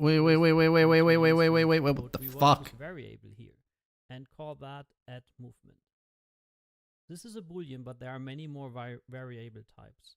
In toggle input, we want to set this variable. So when it's pressed is fired, we set this to be true. And then when we copy paste that, attach this, When it's released, we want to set this to false. And now we only want to add movement while this is true, so we get the variable, and from here we can look for an if or a Okay, I else. see. When it's released, we want to set this to false. All right. And now we only want to add movement while this is true, so we get the variable, and from here we can look for an if or a branch with. When it's released, we want to set this to false.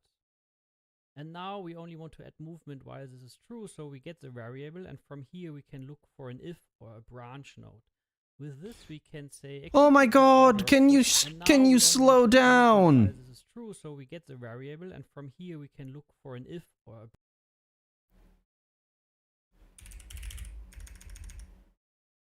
Okay, branch. There we go.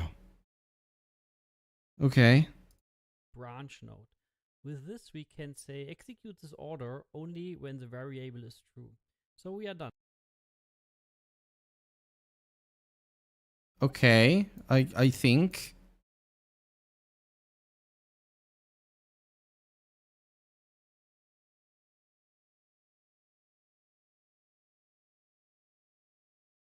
Oh, I see what he's doing. Okay. Let's start the game. Okay. This was freaking intense. It goes so fast. So okay, I'm now moving my opinion. I'm now changing my opinion from I'm not the target audience for this to this is potentially a bad tutorial. Just because, you know, blueprinting is very specific to Unreal Engine, and you're going lightning fast trying to show how you are creating these nodes and branches and how you create if statements. Even a seasoned programmer will have some problems catching up, because you are creating a variable, then you're grabbing it, moving it into the visual editor and such, and then you kind of trying to link everything together. Logically, it makes sense, but the functionality of it, the mechanics of actually adding a variable in there, I don't question. I know exactly what he's doing here, but it's how, and it goes too fast. Like, I constantly have to just be like, oh my God, what the hell are you doing? And he is standing around, and when we press the I know I've complained for most of this tutorial, but like, come on, like this is too much. he's moving in that direction. And he stops when we And I know what he's doing in terms of, again, in terms of logic, I know what he's doing. release the button. So this feels quite nice, and it's the first time we have a feeling of really controlling our little capsule here. Okay, so this should work. And actually, it's 2 p.m. It would be a perfect time. Ah, it works. Look at that. Okay, so I've done my first little bit of visual scripting. This is actually pretty cool. I do still love writing lines of code, but this is nice. This is really useful and really interesting as an approach. So just having the visual nodes that connect to each other and such, and this is basically, we've done player movement based on clicks in nothing. And it works just fine, because then it's got like a movement input with world direction and where it goes, and like, yeah, so that's really cool. Now, in terms of velocity and such, return value, turn direction, that, and the trace channel performs a collision query and the mouse cursor looking on a trace channel. Okay. Extracts data from a hit result. Okay, all of that. I think I understand what he did here. It didn't explain it, obviously, but I think I understand what he did here.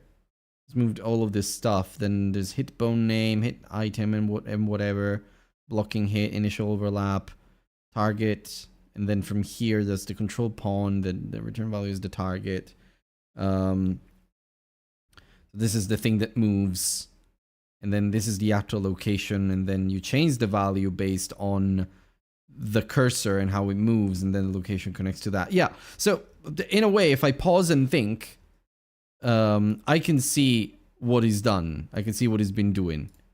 And here in terms of if else, I mean, I can see exactly how that works. So visually, it's a really powerful tool, these blueprints. And once you learn all of the different nodes, it can be super great. Now let's see what he does next. Okay, character setup. Perfect. I think this is the perfect time to end the stream. It's 2 p.m. I have to go and have lunch. And I think at this point, I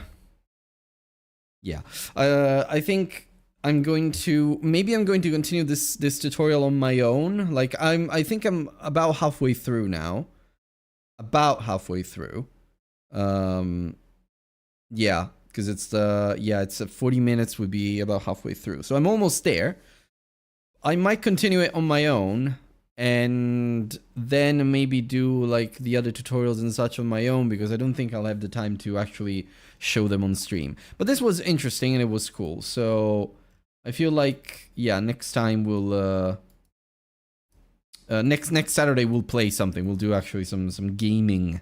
I still don't know what. I'll probably do RimWorld on Wednesday, but I don't know about Saturday. Saturdays can be my I usually get a lot more people on Saturdays on stream, like watching, so I can use them like for major like games that I want to play or something that I feel like it's more it could be more interesting for you guys.